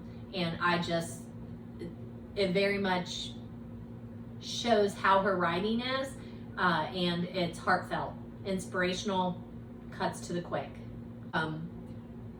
She wrote that poem when we had two world events that were just terrifying for humanity, and the poem just hits the quick of that. The fact that we worry about this world, we worry about life, we worry, and then we procreate and we try and convince our kids that, you know, the world is not a terrible place and that they should keep going and they should have hope and they should make it a better place to be. So it's just so good. I highly recommend it. I feel like so many of her experiences are shared experiences. It drug on a little bit for me on talking about divorce and infidelity, but I get it. It took her over a year to even get divorced. Like, it was complicated. It was ugly. There were long distance relationships with her children. It was awful. And so that would be all encompassing. I do appreciate that. It just, it went on a little too long for me on that front, but I get it. I do understand. You sometimes feel like you're reading her journal, like that she did just like drop her kids off at school, come back, and then type up a little part of her journal and it's inserted into the book. But I just really like the way it's written. I appreciate it.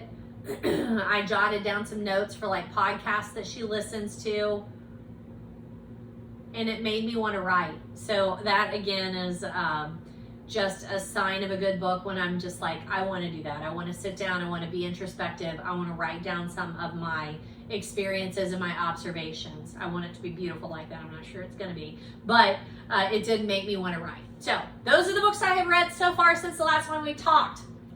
I know I've been talking for over an hour.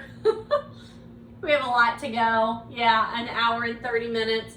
There's a lot of downtime in there, but I'm going to keep going, and I hope you stick with me. One magazine to point out to you, Vogue. Summer of 2023. We've got the Barbie section in here. I'm not a Barbie fan. I never have been. But I would watch the movie when it comes out. It's gotten a lot of press. I'm interested to see where it goes with that. And then I also picked up a copy of the Library Reach 2023. If you are near a public library, usually they have these sitting there. It's always at my public library, so I would encourage you to pick them up. Or you can go online to libraryreads.org, but it gives you the top 10 adult fiction and nonfiction books chosen by America's library staff. And this one is highlighting S.A. Cosby's All the Sinners Bleed, and I know I mentioned that book to you because I loved his book, Razor Blade Tears. I loved it. It's difficult, it's painful, it's graphic, it's violent, but it is so, so good. So this one is on my list. There's that Marie Benedict that I was talking to you about. The First Ladies looks really good. And then one nonfiction one here at the bottom. It's by Christian Cooper, Better Living Through Birding, Notes from a Black Man in a Natural World. And if I'm not mistaken, he's the one who was birding in, I think, New York City, and a white lady like called the cops on him and was just really, really nasty to him. And he was birding like in the park. You're allowed to do that. So he did get a book deal out of that, and that makes me super happy. So I might have to pick that one up and look at it too. All right, that takes us to some revisits, corrections, and updates. So let me switch things around. I am searching for a book journal that I like. I had this one a couple years ago, and I do really like it. It's a novel companion. It's a little small for me. This is volume 2, and I did use it. I used it for, it looks like 2022. This one was 2022. There's some extra pages in there. I don't know if you can see. I didn't get super crafty with it or anything, but it was a way for me to keep up with like when I was reading a book, when I reviewed a book, when I had a meeting coming up about a book, when I put out a YouTube video. I did like a monthly wrap up at the end that I really liked. So I did really like this one. I would do it again. It's not that I didn't like it, but I tried to do something else this year. It didn't work at all. I don't like it at all. I just ordered one through my cousin. She has it too, so we're gonna try, see if it works out that way. And so I will show you that in an upcoming book haul. I think it's by the American Library Association. I feel like that's right, not sure. I'll show you when it comes in. But if you have suggestions, I'm happy to hear them. Novel Companion is put out by Little Inklings Design. I'm pretty sure I have shared that with you before. All right. So this I covered in a book haul not too long ago. It is Lisa Garner's Find Her. I did have a Goodreads already out there from May of 2020, so I'm pretty sure I talked to you about it on my YouTube before. It's a great thriller. I would read more Lisa Gardner, and that's why I thrifted this copy, and I don't think I pointed this one out to you. This one's called Right Behind You. I am excited to read that one. I enjoy her thriller aspect. I remember them being quick reads. And Find Her, there is a girl who was a victim of violent crime, and she overcomes it by helping others who go through that. But once again, she puts herself in a terrible situation trying to do that. She's a little reckless, gets herself in a bad situation, and it is very thriller-ish. But highly recommend Find Her, and I'm excited to read Lisa Gardner's Right Behind You. It's one of those thrillers where you are worried the whole time though. So if you like thrillers like that, this is your girl. There is a reoccurring character in this one. I wonder if it's in here too. Nope, doesn't look like it's part of that series. That's okay. Still excited to hear it. And then I had picked up in thrift The Bean Trees by Barbara Kingsolver, so I will be adding this to my classroom.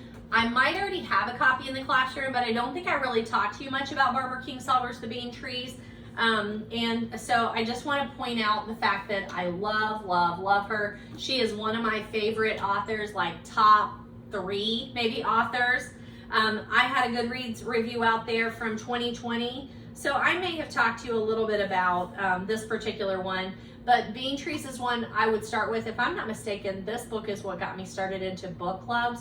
When we moved back to Ohio, after we went through college, married for a couple of years, teaching in a different state, moved back home. My grandmother was sick, got jobs here, and I just needed to connect. I needed some outlets, some creative outlets. I went to a library book club, and I'm pretty sure this was it, the Bean Trees. And that's what started the book club bug.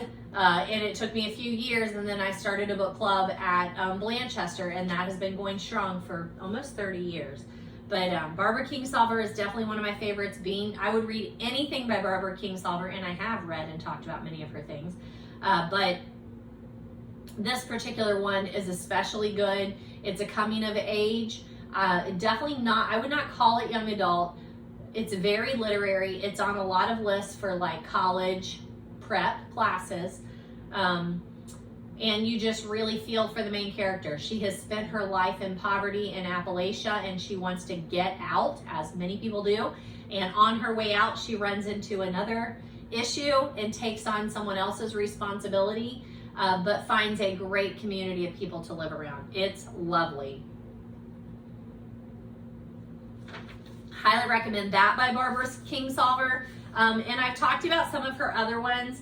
How to Fly in 10,000 Easy Lessons is a poetry book by her. I reviewed that in 2020, and we did that with our book club. I also talked about Small Wonder, which is a collection of essays. Oh, God. If you've not read Barbara Kingsolver, get her on your immediate list. This is fiction. If you need to read fiction, this is a great one. If you don't need to read fiction, her essays are phenomenal. Small Wonder, I read some of those essays to my students most years because there are just some great little nuggets of stories there. I think I've talked to you about Prodigal Summer. That's another Barbara Kingsolver. I think I've talked to you about Animal Vegetable Miracle, which is a nonfiction book where her family decides to live off the grid locally for a year. They're going to grow everything or buy it within like 10-mile radius of their house. Their whole family is in on it. Her husband's a biologist, and he talks about the farming science, that sort of thing. Her daughter, her teenage daughter, I think it's Camille, fixes a lot of the meals and talks about the recipes and using the things that they grow on their particular farm. And then Barbara Kingsolver pulls it all together. It's a lovely book. It's a great one to read all year long. So like start with them. I think it's in March is when she starts talking to you. Like they move there, they start prepping the land, they plant things, they live there. It is lovely. Animal Vegetable Miracle. It's in my daily or my yearly stack because it's one that, you know, every month I like to look and see like where were they, what was going on, and look at those recipes. I added a review for Homeland and Other Stories, which is another Barbara Kingsolver. It's a book of short stories, and it's an earlier collection of Kingsolvers. I don't remember a lot about this one. I read it a long time ago, but I wanted to get a Goodreads review out there for it. But I started reading Kingsolver in 1997. That's when I read Bean Trees, and then it kind of went from there. So I would suggest doing those or Animal Vegetable Miracle. But yeah, I did add a Goodreads review for this set of short stories also. And then I also added a review for Pigs in Heaven, which is the follow-up to the Bean Trees. I didn't like it as much as the Bean Trees. I could have stopped there, but it was nice to see what happened. It picks up like a couple of years after the main character and another character continue their stories in here. It's a good continuation. So I do still recommend reading this, but only reading this after you've read Bean Trees. It's the number 2 in the Greer family. The Greer family being the main character in this story. And then Prodigal Summer, I had a review out there from 2016, long time ago, that I do remember. We did like a summer book club one year with our students, and we wanted some more mature reads for our older students, and so we picked Barbara Kingsolver's Prodigal Summer. Actually, I don't know that we picked it, somebody picked it. And then I read it. It's not really a great book for high schoolers, but again, such a good Kingsolver book. She often talks about, or I shouldn't say talks about, one of the themes that runs through her books is conservation, the love of the land, what we do to the land, trying to make sure the land works for us and we work for the land. And Prodigal Summer is one of those nature kind of stories. Also a very steamy romance. I don't have a copy of How to Fly in 1,000 Words or Less. Or another book by her is Poisonwood Bible that is phenomenal, and I don't have a copy of that. That one, I need to check and see if I have a Goodreads on that. I don't think that I do. I might need to add a Goodreads for that, but I don't have a copy of it. But it is phenomenal. It's one of those books that it's hard to tell someone to read it because it's so painful. Like it will rip your heart out, stomp on it, grind it. And I still am going to tell you that you should read it because it's phenomenal. It is phenomenal. It is huge, massive, But once you read Barbara Kingsolver and you're already bought into her and knowing that you'll read anything she wrote, that's a great one. Now, I think I also have a copy of Lacuna, but I haven't read it yet. I need to read that. I also have a copy of Animal Dreams, and I haven't read that one by her. And then her newest one, and I think I showed you because I have a borrowed copy of Demon Copperfield. I want to say it won the Pulitzer this year. And it is on my to-be-read list. I borrowed it from someone, so I need to get it read in the next month before I see her again. And it's another massive book that my friend Stephanie just put out her review for it, and she was like, one of my best books ever. Like, she loved it. And I've heard that over and over and over again. So always good to hear it from someone that I know. Stephanie always tells me to read books that are going to be terribly depressing and upsetting. So Demon Copperhead might be one of those books. But I know it's worth it, especially this Barbara Kingsolver. So definitely going to read that one, hopefully by the end of the summer. The next one I wanted to update you on, I've been reading a lot of Anne Lamott lately. I don't know if I added these two to the to-be-read list. Plan B, Further Thoughts on Faith. I'm going to read that one coming up soon. And then also Almost Everything, Notes on Hope. These two I can knock out pretty quickly. And I have just on that Anne Lamott kick. I love her writing, so I want to put those on my very short to-be-read list. I recently talked to you about Bird by Bird by her, and then Help Thanks Wow, which looks very similar to this. It's about that size. It's super accessible. If you are looking for like a short inspirational devotional book that you want to read like in the mornings or in the evening, these are a good selection. Bird by Bird is a little longer. It's more of a memoir by her. I read it last year, I think it was, and just phenomenal. Like, I ended up wanting a copy of the book so that I could read it again, underline, and then share parts of that with some of my writers because it's just so good. So good. So I book hauled A Child Called It. This is one of those books that when you put it out there, most people have something to say. I had a copy of A Child Called It here. I thrifted a copy for the classroom. I usually have a copy in the classroom, but this is one of those books. It walks away every time. And then I also have a copy of The Lost Boy that I have not read yet. It's on my to-be-read list. But when I thrifted a copy of that, I realized I did not have a Goodreads review, so I did add that for you. Now, if you are a teacher, I don't care what grade you teach, you need to read this book. Your students will either have read or will be reading this book. It's one of those cult favorites. It is awful. It will break your heart. But if you're a teacher, then your heart is probably already broken multiple times. We see terrible child abuse cases. We hope that they get taken care of. We report them, or they are reported, and then we see the aftermath of that. And it's awful. So when you're reading this book, we know it's true. We know, when you are celebrating Mother's Day and Father's Day, that not everybody has a mother or father that deserves to be celebrated. And yet children want their parents to love them no matter what. This is a terrifying book, but most of your kids will have either already read it, depending on your grade level, or will want to read this book. They just do. They read it. It is a readable book. So I'm going to throw that out there. It's very popular in schools. I would say they read it before 9th grade or around 9th grade. It's Pelzer's story of severe abuse. There's a lot of controversy around the book because he does have a brother who claims that the abuse was not that bad, but he was taken away, and this is him being taken away like leading up to being taken away. And then Lost Boy is after that, and then he has 2 or 3 other books and even writing as an adult.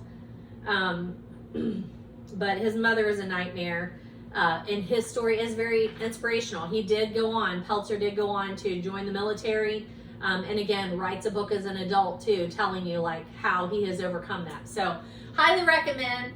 I don't love the book, obviously. It's a very difficult read, but I also know this is, I always say, if someone has endured it, if someone has lived it, if someone will write it down, I will read it. That to me is the respectful thing to do. And keeps me grounded, knowing you don't know all the atrocities that people you meet on a daily basis go through. I know it's true. This past year was an extremely difficult year for me.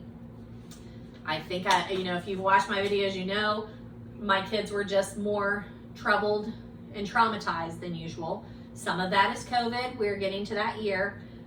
So some of that is COVID, but man, this year was just, it was a rough one. It was a rough one. And I know a lot of the behavior that I see is because, you are getting more and more students that are not parented. They live somewhere. They don't always live with family, but they're just not being parented like I would prefer them to be parented. Or loved, just loved. So all I can do is love them and move on and hope that we have happier futures. How's that? I don't have another copy of the other book that I want to talk to you about. Where is that? Oh, it's down here. Okay. I don't know why this is kind of out of order, but I did mention it, I think, in the last video. It's Yang, American-born Chinese. And I mentioned in the last one that I saw that there was a series of American-born Chinese, but that I wouldn't get to watch it because it was on Disney Plus and I don't subscribe to that. But for some reason, I have a Roku TV, and I know everybody's TVs are different, I get that, but mine is a Roku TV. If you go over and you search for American-born Chinese, I thought it was just gonna let me watch the first episode, and I'm on like episode number 4. Quirky, very quirky. But if you read American-born Chinese, it's a graphic novel based on some truth, but also has a lot of fantasy in it. So I don't even know how to explain this to you. There's a monkey god going on, very much like Hidden Dragon, Crouching Tiger, Hidden Dragon, very much like that, young adult, memoir-ish, but then fiction also. So good, very quirky. I mean, I don't know what else to tell you. Like, you just kind of have to read it or watch it to see if it's going to be for you. But I remembered really enjoying the graphic novel, and that was years ago, so it's taken a long time for it to come around. I did have a Goodreads on it, so where is it? Is it under here? Here it is. I did have a Goodreads out there from 2016. You get some like Chinese life kind of culture. It's modern. There's a modern teenager who is dealing with that, being Chinese in American high school. His parents are Chinese, like I think he was American-born Chinese, but just that culture clash and that he is so obviously different, and it just struggles with that, really, really struggles with that. And then a new kid comes in who is also Chinese, not born American, not even in this century. Like, it's so weird. But it's so good. It deals with Chinese immigrants, descendants, and then, like I said, that fantasy part is in there. There's a monkey god. But highly, highly recommend.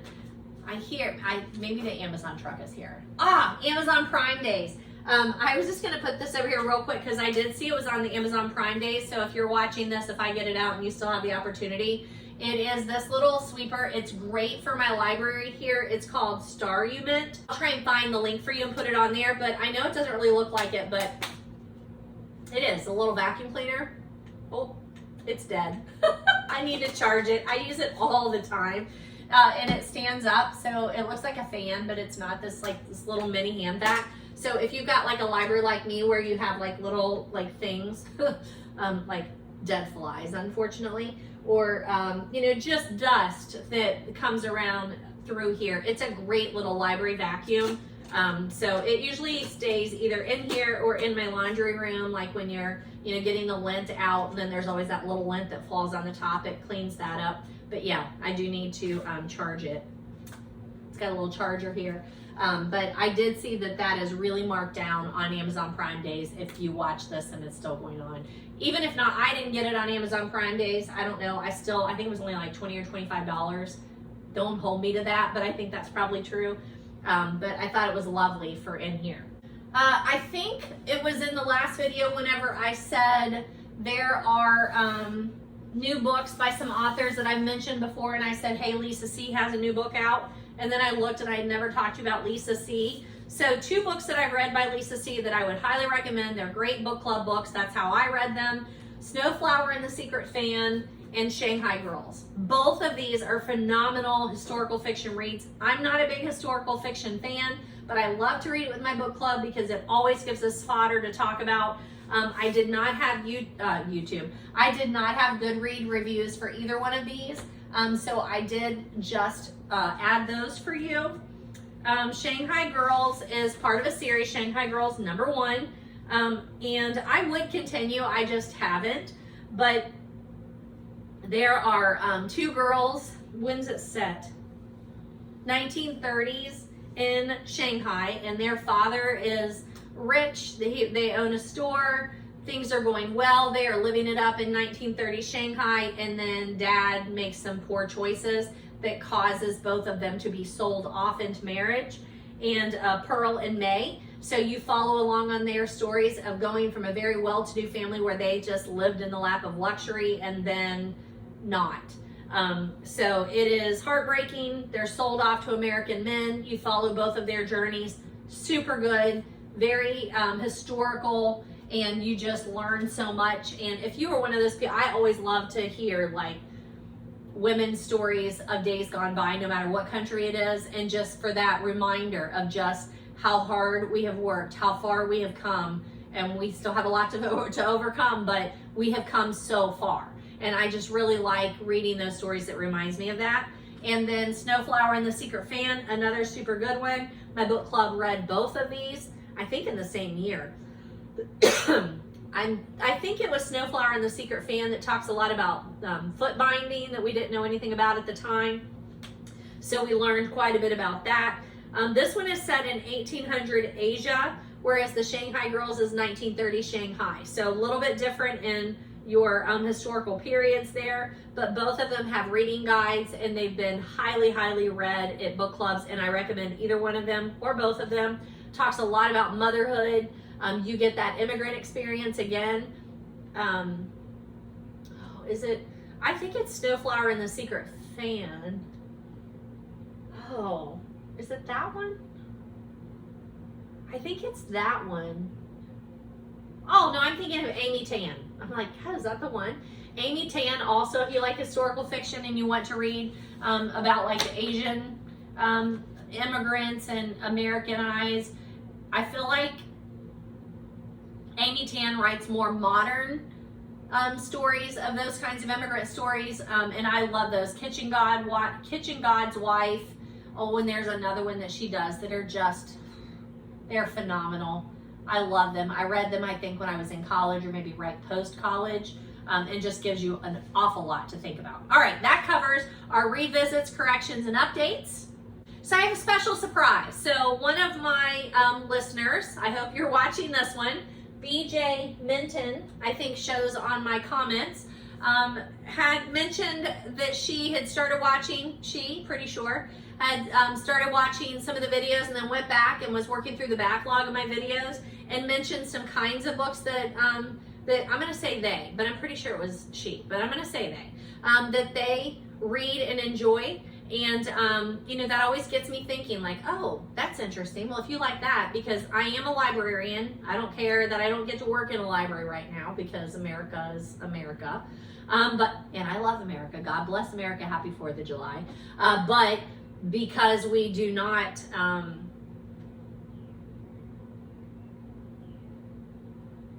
prioritize school librarians or school libraries for that matter, we are in this position, especially in the state of Ohio, that it's not required to have one. So if it's not required, we don't do it.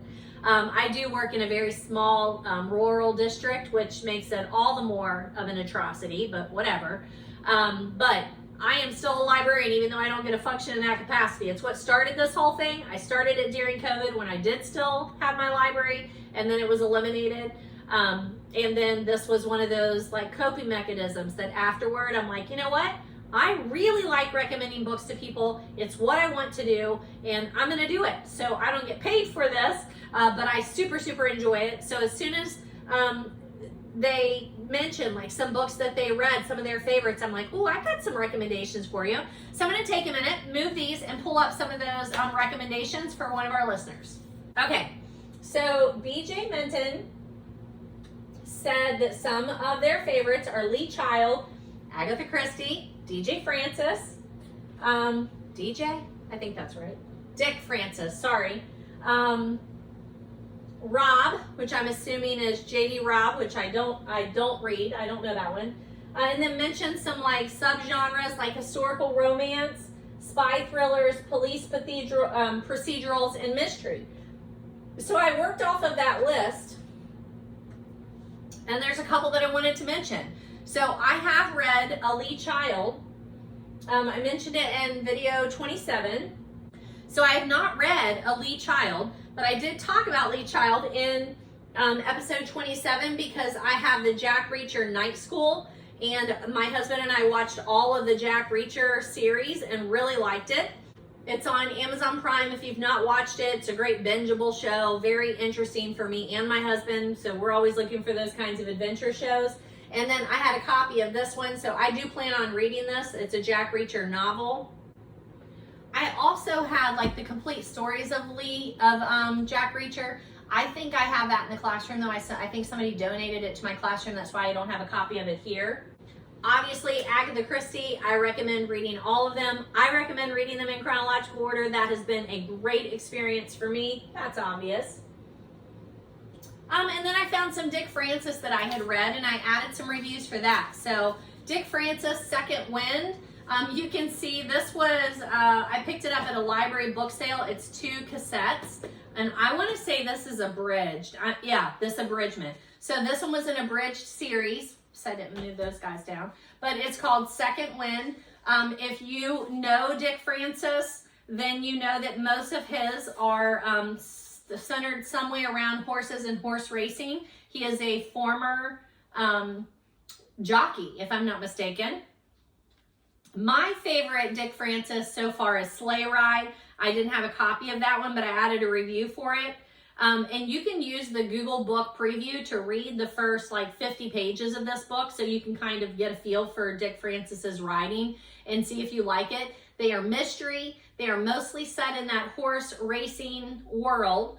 I've listened to some of them like on the tapes, and then I've read some of them because again, they're usually like a really great size. And then I have several that I just haven't gotten to, but I've picked up at thrift stores. Super easy to walk into a thrift store and find a Dick Francis.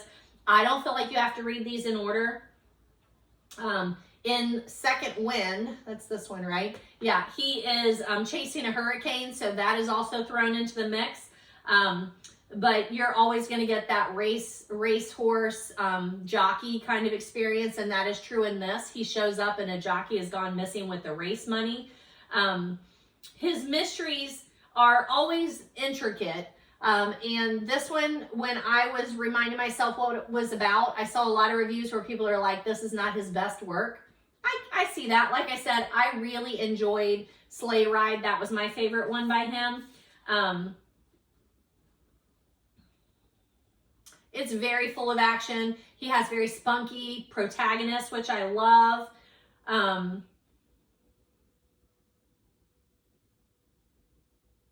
Actually, Sleigh Ride is the one that he shows up and the jockey is left with the money or suspected of leaving with the purse money. But they're page turners, they're action, they're full of fun. And then I have these on my short to be read list. We have Dead Heat, and it's Dick Francis and Felix Francis. I'm assuming that's his son, and there's a great picture on the back. Look at that, I love it. So that is on my to be read list. And then I have this, it is Field of 13. That's a little heftier. And that's a much younger Dick Francis there in the picture. So that's on my to be read list.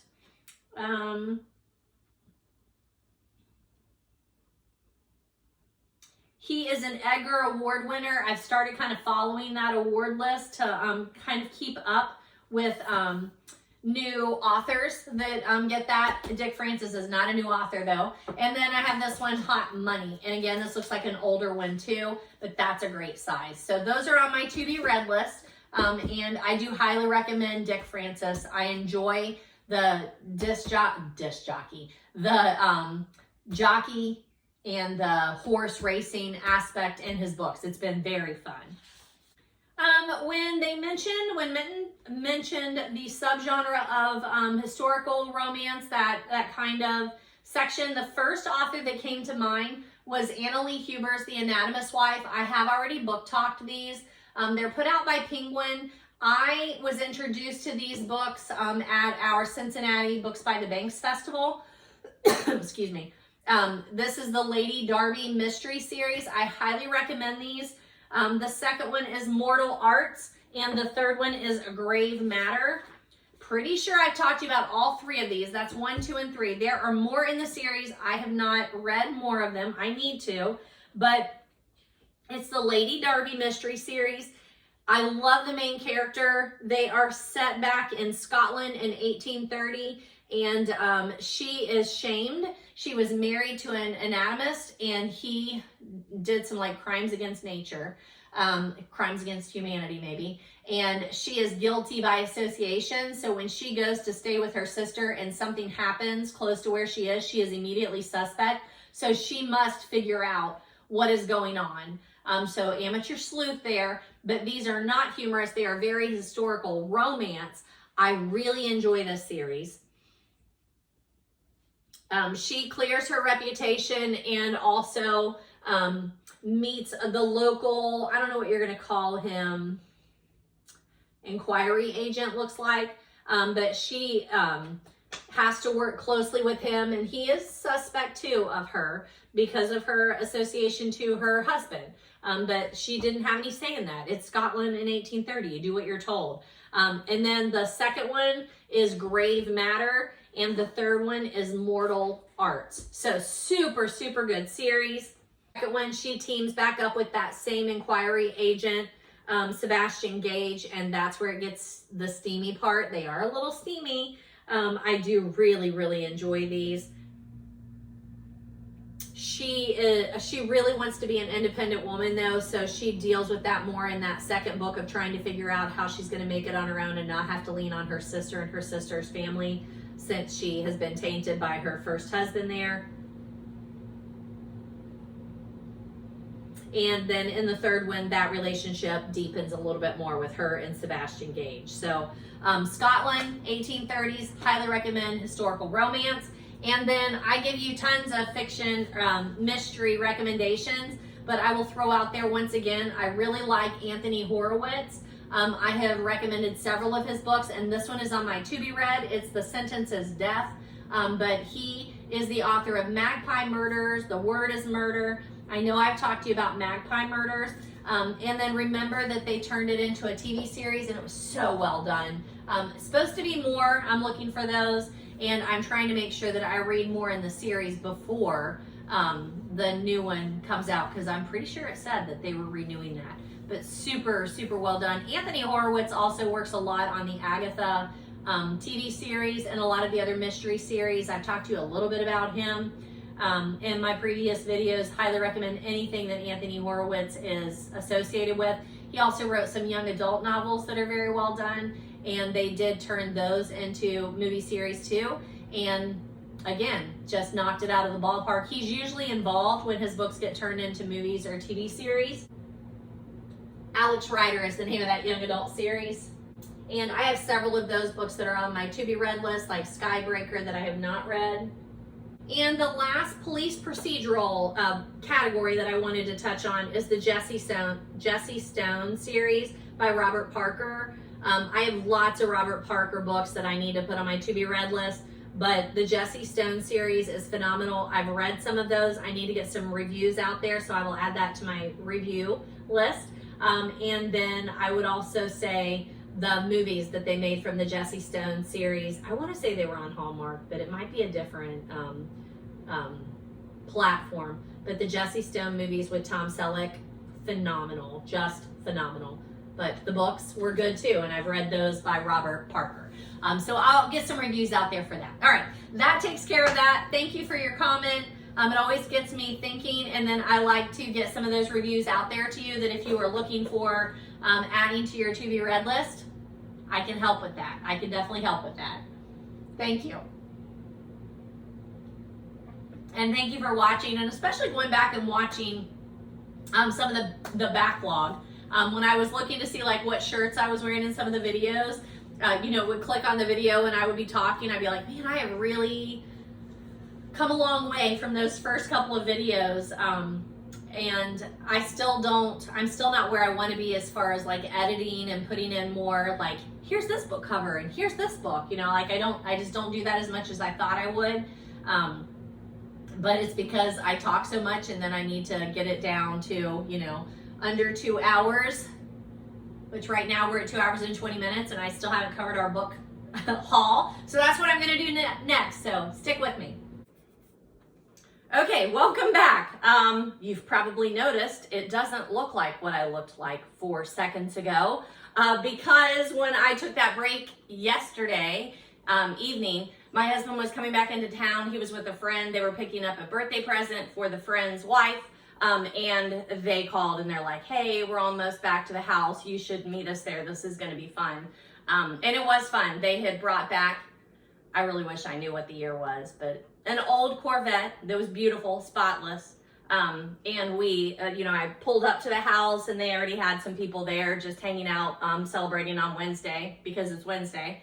And then they pulled in with the trailer and the Corvette and, you know, called her over there and gave it to her. It was super awesome.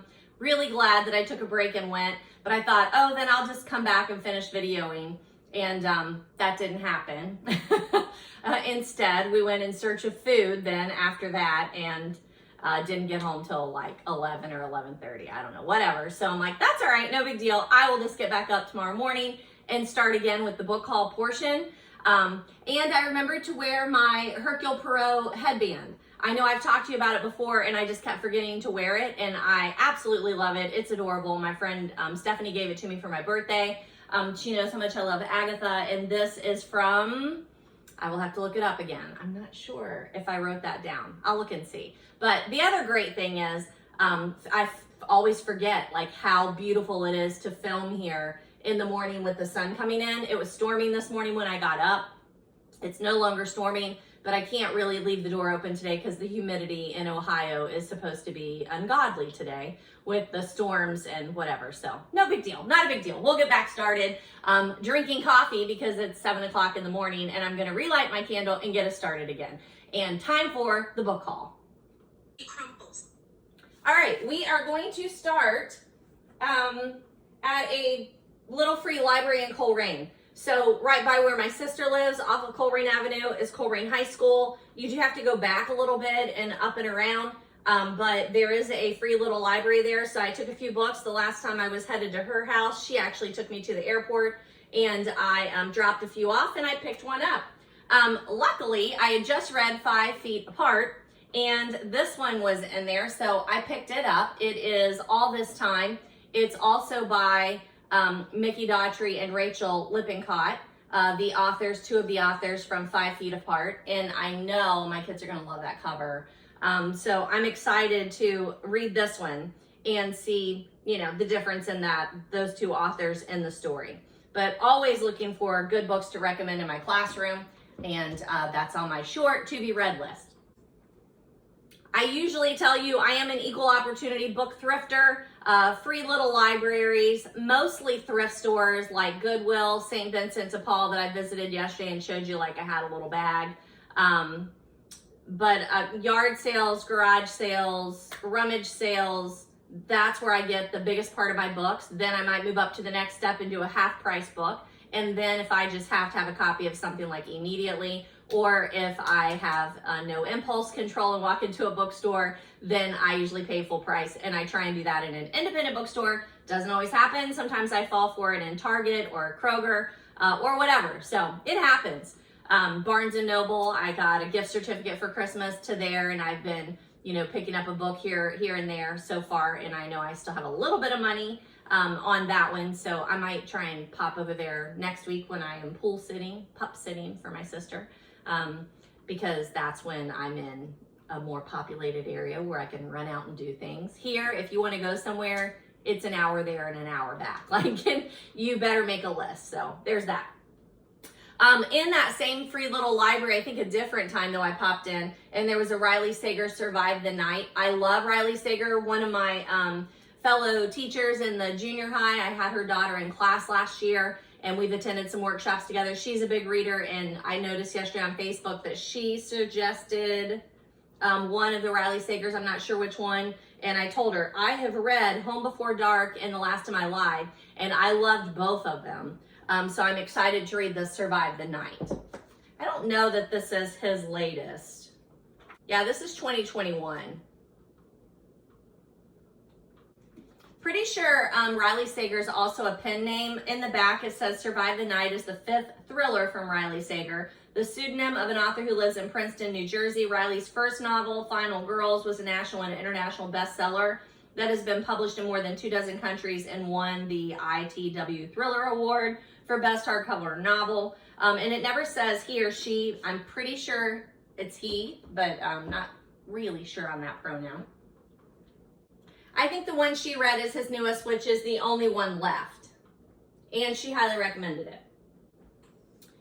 Somewhere, I don't know if it was there or not, but I think it was another free little library. I picked up one of those copies of The Bean Trees that I showed you earlier in the updates, which is one of my top favorite books of all time. Thousands of books, and that is a favorite. And then one last one that I picked up in a free library somewhere, and I try to keep really good notes for you, but sometimes it doesn't happen. And that is Before We Were Yours by Lisa Wingate. I already had a copy, so I picked up a copy for my classroom. Historical fiction. I think this is one that people will enjoy in my classroom. You know, I do have mostly freshmen, but I have seniors. I've had seniors for the last 2 years too, and even a junior. So sometimes that happens. And a lot of my students from years past will pop in for a book from time to time because they know that I have a good selection and I can usually put something in their hands. And this will be one that especially my older readers, I will be handing to them. I had a Goodreads review out there in 2019 for this, so doubt that I've talked to you about it. We did this as a book club choice in January of 2019. Several of our members had already read it. We are coming up on another book club meeting in August, and it is the one every August we sit down, discuss the book that we have for that month, and then we set our calendar for the next year, the next coming year. We meet not necessarily every month, but every 4, 5, 6 weeks-ish we meet. And then we try and stay away from like crazy Christmas time and even like beginning of January in Ohio when we've had to cancel way too many meetings because of the weather. But we read this one and it was a very good book club discussion. So another one, if you were looking for a book club choice, this is another one. It's set between like 19 and 1950. They're a group of children. It's kind of a mystery, kind of suspense because you're worried about them again. You're worried about them, but it just is like someone telling you their story. It's not necessarily a true story, but it's based on true situations and events. It's inspired by a lot of sad stories where this was the story for a lot of people for a lot of years. It was during the Depression era. A lot of kids were abandoned. They were stolen even. A lot of families were shattered during that time, and that is the somber kind of novel. And that is Before We Were Yours by Lisa Wingate. I know she's written a lot of other books since then that I'm like, ooh, I need to pick that up and read it, but I just haven't. So right when summer started, we often do this. My mom and my sister and I will take off on like a day trip somewhere. And we did that. We were going to, I can't remember, how terrible is that? We were going to some kind of a farm out in Indiana somewhere where they had vendors set up, and then the farm is always there with a winery and a restaurant and a like greenhouse place. So they always have those three things on their farm running at all times, but this was a market days. I can't believe I can't think of the name. I will try and put that on in the show notes for you. But it was super fun, but on our way there, my sister's husband mapped out coffee shops. He knows how much I love to visit coffee shops. I don't know if I've told you that. I feel like I have. But I love going to local coffee shops. I like collect them on my Instagram. I just hit 200 this past week at the Oasis coffee shop in Hocking Hills with the Bigfoot coffee flight. It was fabulous. But I'm at 200. I started back in 2015, and he knows I love to do that. So he mapped out like 4 coffee shops on the way. And you know, we got coffee, we got iced refresher drinks, we got iced coffee. Like, it was so fun. And we stopped at this place called Spire Books and Coffee. I didn't make a note of exactly where it is. I want to say it's Aurora, Indiana. You know, I live on the outskirts of Cincinnati, about an hour. My sister lives in Coleraine, and we had spent, I think we spent the night there, or maybe we just drove that day. I don't remember. Anywho, we left from her house early, hit the coffee shops, did the farm tour, visited a couple of other really cool places there in Indiana, went back to her house, and then came back home. So sometimes it's easy to do that. You know, it's in, you know, a couple hours driving time. So did a little bit of driving that day, but it was super fun and worth it. And Spire's Books and Coffee was awesome. It's a new favorite because it does combine two of my favorite things, books and coffee. And they have new books, plus they have a used book section. And then coffee was fabulous too. So super cool. Hope you're following me on Instagram. You can, you know, just look me up there if you want to. I always share pictures of my books, bookshops, and coffee shops. Something just ran through the backyard. I'm like, that was interesting. So I picked up a copy of this. Doesn't that look like a great cover? I am so totally a pick up a book by a cover person. A Death Long Overdue, a Lighthouse Library Mystery by Eva Gates. You can tell when you pick it up that it is published by a small publishing house. This one says Crooked Lane Books in New York. And it takes place in the Outer Banks of North Carolina, so I thought it would be a fun summer read, either this summer or summer sometime. But looks super fun, definitely cozy mystery-ish. So excited about that one. It is going on my to-be-read list, and I've never read anything by Eva Gates, so I don't know anything about that series or that author. And then they also had this copy of a used book. I wish I could tell you how much.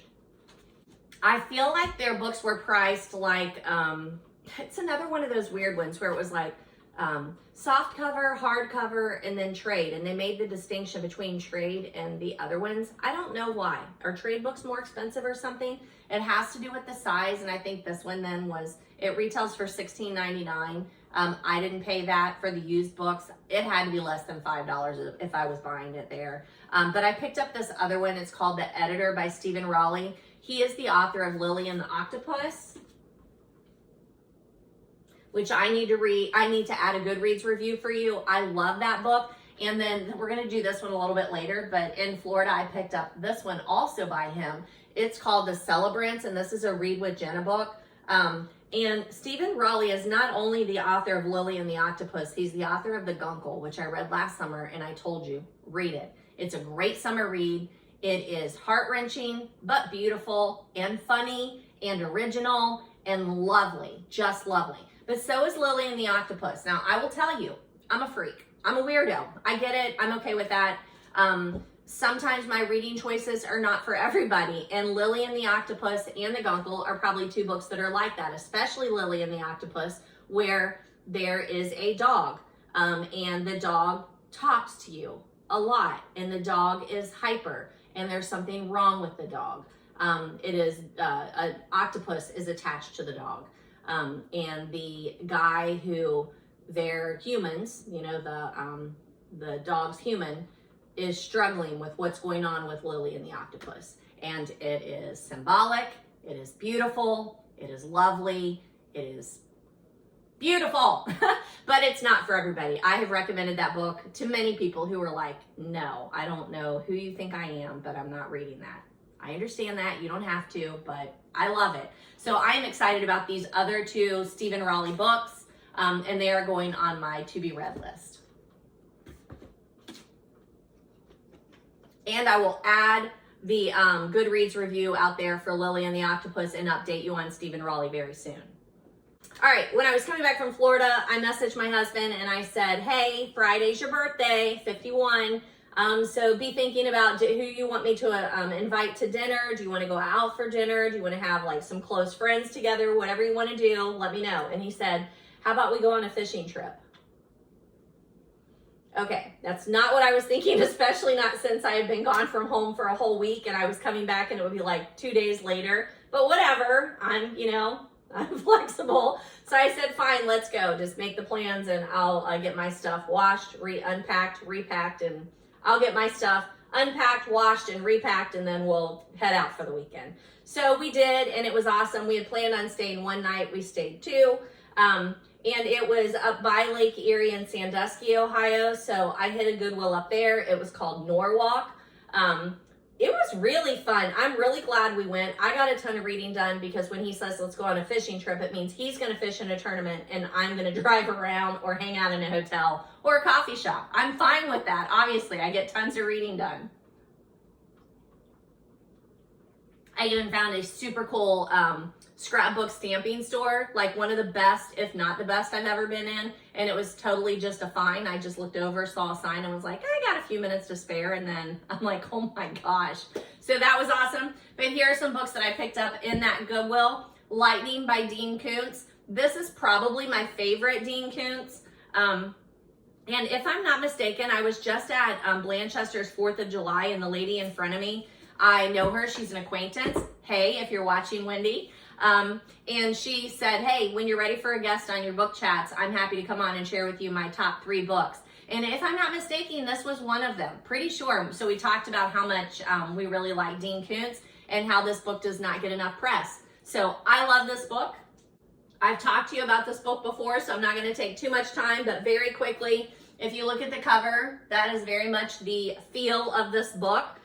There is a girl that her life is in danger several times, and every time her life is in danger, this person seems to be there. She doesn't know who he is, but he often helps her. And it takes a long time for this story to unravel, and it's hard to tell people what the book is about without giving it away, so I'm not going to do that. But if you like thrillers, you like Dean Koontz, this is a fabulous one.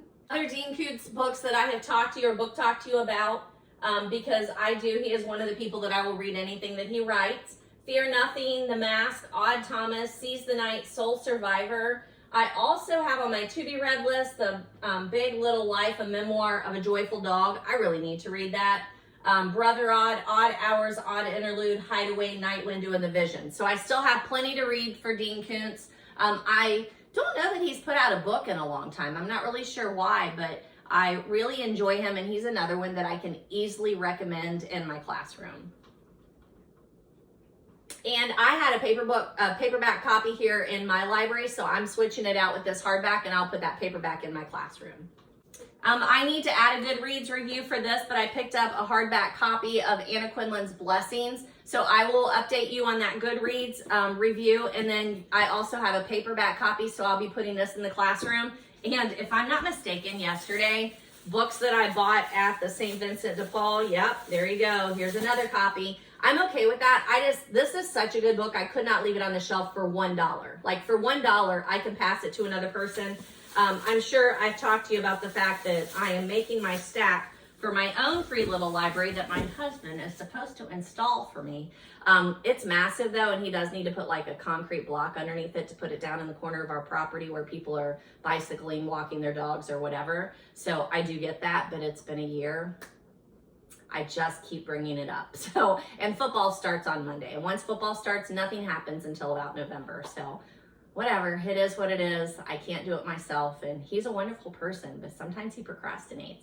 But I've got a little stack going so that when that does get installed, I will have books that I can put in there that I really love. I think that's going to be really fun curating that little free library. And Anna Quinlan is another, Barbara Kingsolver, Anna Quinlan. These are top authors for me. I will read anything Anna Quinlan writes. I have also read a couple of others that I haven't really talked to you about. I don't think, I may have just added these. No, this is a Goodreads that is out there from October of 2019. This is a small little book called Being Perfect. It's a short talk from Quinlan. It's meant to recenter you, to remember that it's not important to be perfect. You don't need to be perfect. You need to just live life. And that's what I really like from her. I feel like sometimes when she does, because the other book that I have from her is also super small, and that's another one that I picked up yesterday at the thrift store. I'm pretty sure I already have a copy of this in my classroom. But for $1, I'm going to put another one in there because if a student forgets their book for the day and we're doing some free reading time, super easy to pick this up and read it in 10 minutes. That one's called A Short Guide to a Happy Life. So super good little pep talk kind of books. The other one, this Short Guide to a Happy Life that I have a copy of here, I also had that reviewed on Goodreads back in October of 2019, and I would say the same thing. It's just trying to tell you to be your authentic self. Do not get hung up on doing the right thing, being the right person, and trying to be perfect. Be happy. I want to say that one or both of these could have been like a graduation commencement speech that she was giving somewhere. I feel like that might be what was going on, if I'm not mistaken. Or maybe just a speech that she gave somewhere that then got turned into a book. I also have Object Lessons and Rise and Shine from her that are on my to be read shelf. I just haven't gotten to either of those yet either. But like I said, Anna Quinlan, Barbara Kingsolver, two authors that I will read absolutely anything that they write. And I think that Stephen Raleigh might be another one of those authors that's going to be like that for me. Since I have read two of his books, and both of them are just beautiful, beautiful books. I think he's going to be that kind of an author for me. And that is the next one that I was supposed to talk to you about, The Celebrants by Stephen Raleigh. So that one's going on my to be read list. And then Alcatraz and the Evil Librarians. I have already read this. This is a paperback copy, but this is another good one to recommend for the classroom. It's by Brandon Sanderson. If you know him, you know he's usually a fantasy author. He writes for young adults, but he writes very adult fantasy also. I highly, highly recommend him. It's another really great stepping author. I don't know what you want to call that, like ladder. I think they call them reading ladders. If you are reading Brandon Sanderson in junior high and high school, he has adult books for you that are very easy for you to find and stay in the same genre. My favorite all-time book by him is Stillheart. It is a young adult fantasy. If you are someone who likes like Marvel, any kind of superhero kind of story, you know, I'm not huge into that whole universe. I think it would take over, like if I tried to do that, it would take over. It would be like Agatha, like what is the chronological order? How should I listen to these? How should I watch these movies? What is the backstory here? Is there an origin story? I think you could fall down that well very quickly. But if you like that kind of book, Steelheart is that book. The main character is not a superhero, but there are superheroes in his world, and they're also very evil, powerful beings in his world. One of them is the demise of someone in his family, and he goes to get revenge for that. Super, super good. My favorite, Brandon Sanderson, but he's another one that I just like to read anything that he writes. It's not my usual genre, but I really, really like it. I need to add a Goodreads to that, so it will be in the stack, and then I'll come back to that later for you. I have borrowed a copy of Tomorrow and Tomorrow and Tomorrow by Gabrielle Zavine from Stephanie, the girl that teaches beside me at school and one of my best friends. And she highly, highly recommended it. And then I found this one at Goodwill, and looks like I paid $1.59 for it. So I wanted to just go ahead and get it, and I can give her her book back because I know she wants to pass it around in the classroom.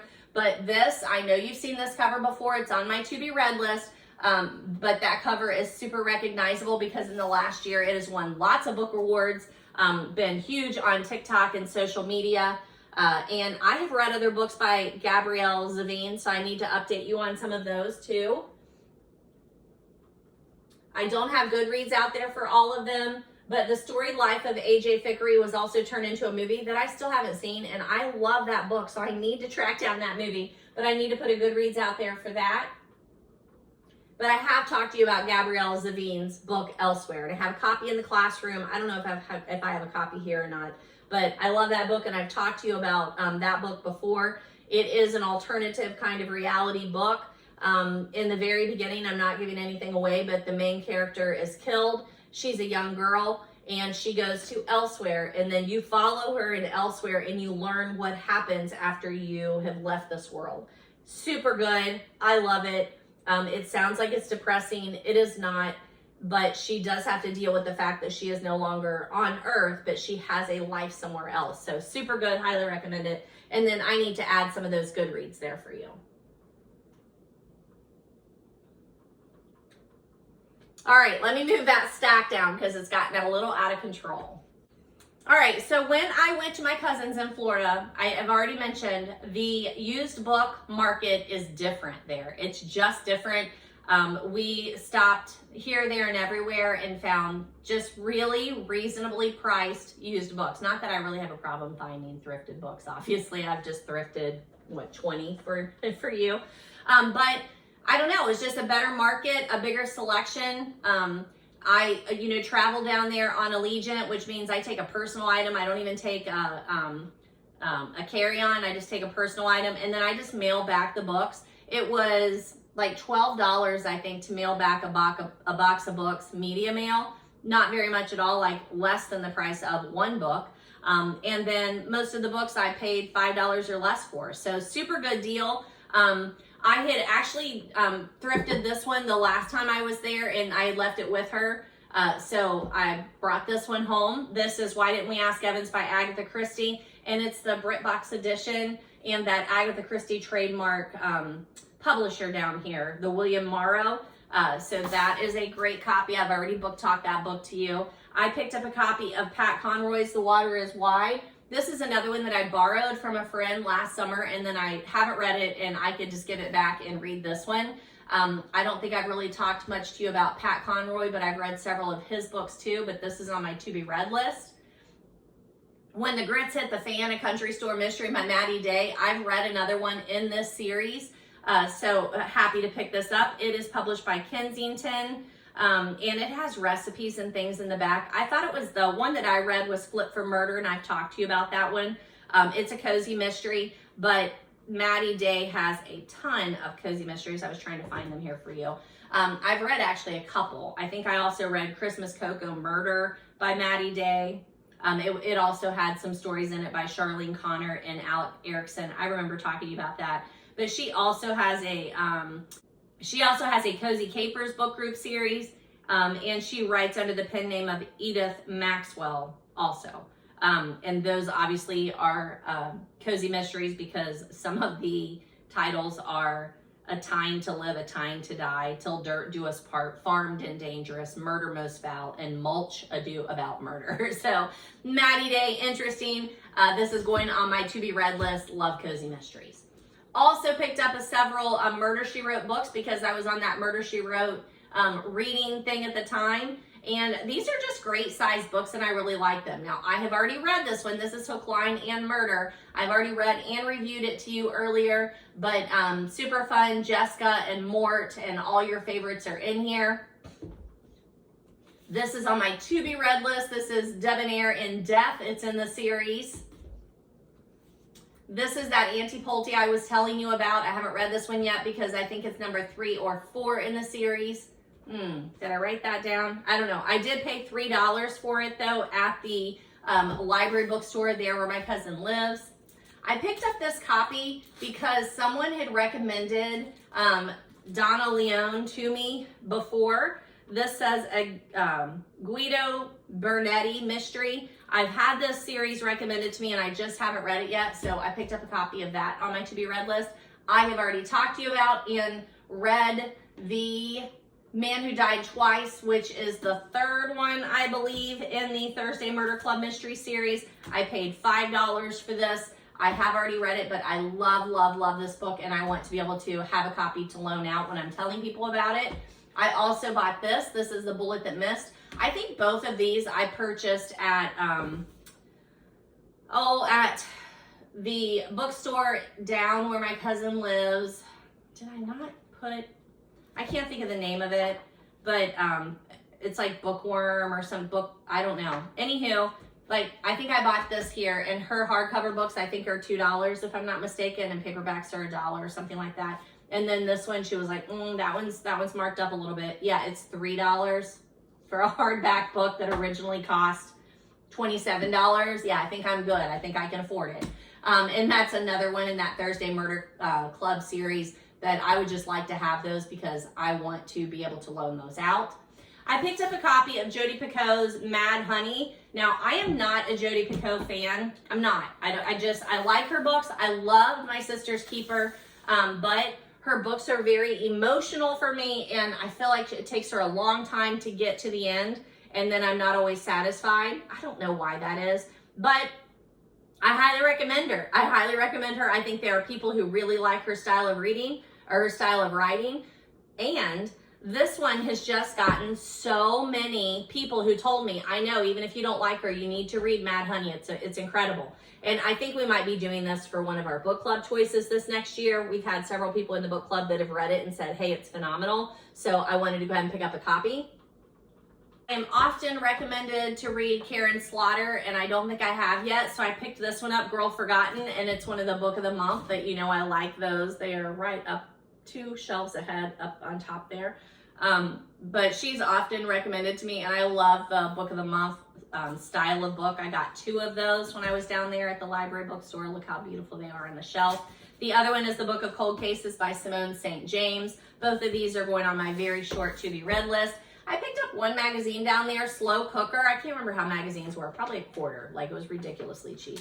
But I am hosting a craft day at the end of this month, and I had already said, like, I really want to utilize my slow cooker for that so that I'm not cooking or worried about the food when they're here, because we do crafts then the whole time. That is the purpose of being there. And sometimes I just get too caught up in trying to make the food all come out at the right time that I'm too stressed to actually craft. So I'm going to do something with my slow cooker. We are this month, or this next month in August, we are meeting with my book club, and this is the book that we have to read, Ken Follett's Hornet Flight. Look at that massive thing. I need to get a move on it, don't I? Now, I don't think I've even read Ken Follett before, but even if I've read Ken Follett, I know that he's historical fiction, and this I think is an older book, so when somebody suggested it, I thought, oh, easy to find. I'll find that one. Well, we did it last August, and I have been looking for that book for the entire year. Now, again, not a bookstore where I'm pulling full price, but half price, thrift. You know, I just expected to be able to find like book rack, something, but I just wasn't able to find a copy of the book. So happy that I picked up a copy of the book, because this one's going to take me a while, and I think I'm going to need to take notes. And then one last Murder, She Wrote. This one is Murder in Season. Picking that one up. Yeah, I was just like, my cousin had just messaged me and said, oh, have you read this one? And I hope it wasn't this one, because I told her I didn't have it. I don't know. I hope I didn't. I hope it's not the same one, Deb. Sorry if it is. I didn't realize I had already thrifted it if so. Anywho, we can always find a good home for books. All right, so that is my current book haul. I have one more stack of books that I want to talk to you about before we depart. And I know this is a long one. I keep telling you, like, I'm going to try not to do that, and then it just happens because life is busy. So there's that. But there is a stack of books that I wanted to talk to you about because I've had them, and I felt like I talked to you about them, but they weren't reflected in my document. Like, I keep several documents of the books that I talked to you about. And for some reason, I feel like I talked to you about them, but they weren't reflected on there. So I just want to run through those real quick. So give me a sec. All right, I'll be quick about this, but I really think I've talked to you about them, and they just aren't on the document. But 84 Charing Cross Road, or Charing Cross, 84 Charing Cross Road by Helene Haniff. I watched the movie. It is a beautifully written book. It's written in letters. It's very short, and I keep saying I'm going to read this book, so it's on my very short to be read list. Stephen King on Writing. This is another one that people often recommend, especially if you are teaching English to, or if you're teaching writing to anyone. It's got some good little nuggets of information. I've also heard that the audiobook, he performs it, and it's fabulous, so that's on my list. My Year of Meats by Ruth Ozeki, I'm going to say. I want to say that my book club did this book, and somehow I missed it when we did it, so I need to go back and read this, and I know my cousin also has a copy of this. I think she said she already read it, though, so that one's on my short to be read list. The Bodyguard by Catherine Center. Pretty sure I bought this when I was in Little Nashville at something dogs, Naughty Dogs bookstore, a little independent bookstore there, so I don't know how it wasn't on the list, but that's on my to be read list.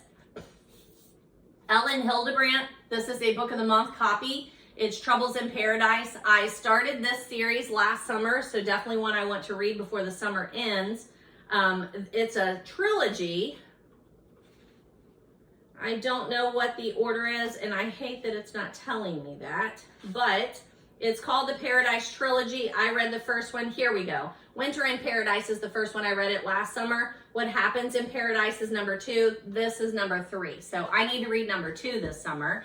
Our book club read Have You Seen Louis Valdez by Catherine Ryan Hyde this year, and I missed it, which is terrible.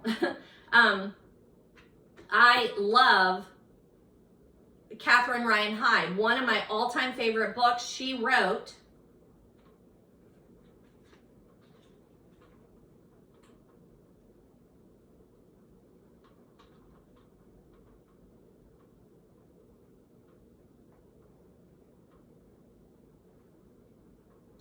Called Love in the Present Tense. It's beautiful. I think about it all the time. There's a lot of imagery in that book.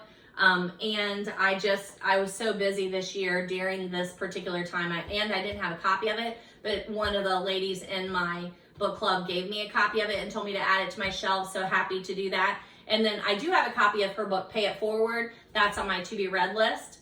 And then this one, John P. Marquand, Point of No Return. I feel like I've talked to you about that as a mystery thriller. Like, this is one of those vintage copies that I think is so cool looking.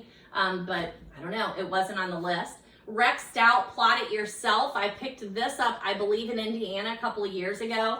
And it just looks so fun. I think I paid $1 for it, but it's a Nero Wolfe novel by Rex Stout. And I know that my cousin reads a lot of Rex Stout, so that's been on my short list. And then Jeeves and the Feudal Spirit. It's a P.G. Wodehouse, who is someone who is a influencer in Agatha Christie's life.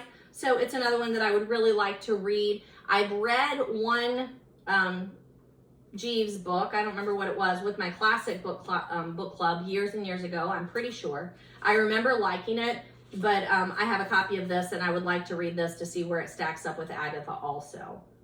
Now this says copyright 1954 by P.G. Wodehouse, renewed in 1982. So we're not even in the 1954 section with Agatha Christie. So maybe I should call him more one of her contemporaries rather than calling him one of her influencers. No. So short stack, wanted to do those for you. So just a little bit of book news to wrap it up here before I let you go. There is a website that I get the email newsletter and I often look at it. If you're a Cozy Mystery fan, it's www.cozy-mystery.com. It's a blog. She keeps you up to date on what's being released and new books in the series. So I think that you would like that if you're a Cozy Mystery fan, and I highly recommend it. If you're a Colleen Hoover fan, brand new book out by her called Too Late. Haven't heard anybody reading it yet, so I'm interested to see how that works out. I have not read Garmus Lessons in Chemistry, and I think that's going to be on our next year's book club list, but it is being turned into either a movie or a book series on Apple TV that will come out in October. Two new platforms that I'm looking into as sometimes I'm trying to access a book that I can't find access to. Cloud Library and My Libro. So I will let you know more about those as I'm learning more about those. New season of Lincoln Lawyer released this past week. I haven't had a chance to watch it. I always, when the new season comes out, I like to go back and watch like the last one of the last season to kind of refresh my memory. I did that, but I haven't started the new season yet. But remember that The Lincoln Lawyer is based on Michael Conley's book series, The Lincoln Lawyer. The TV series is phenomenal. I haven't read the book series yet, but I have one. I don't know if I've mentioned to you, one of my students, I don't know if it was for teacher. I think it was for Teacher Appreciation Day. She came in and she was like, I have something for you. And it was this little Shush I'm Reading tumbler, which is awesome. I love it. I think I told you about the book tote last month.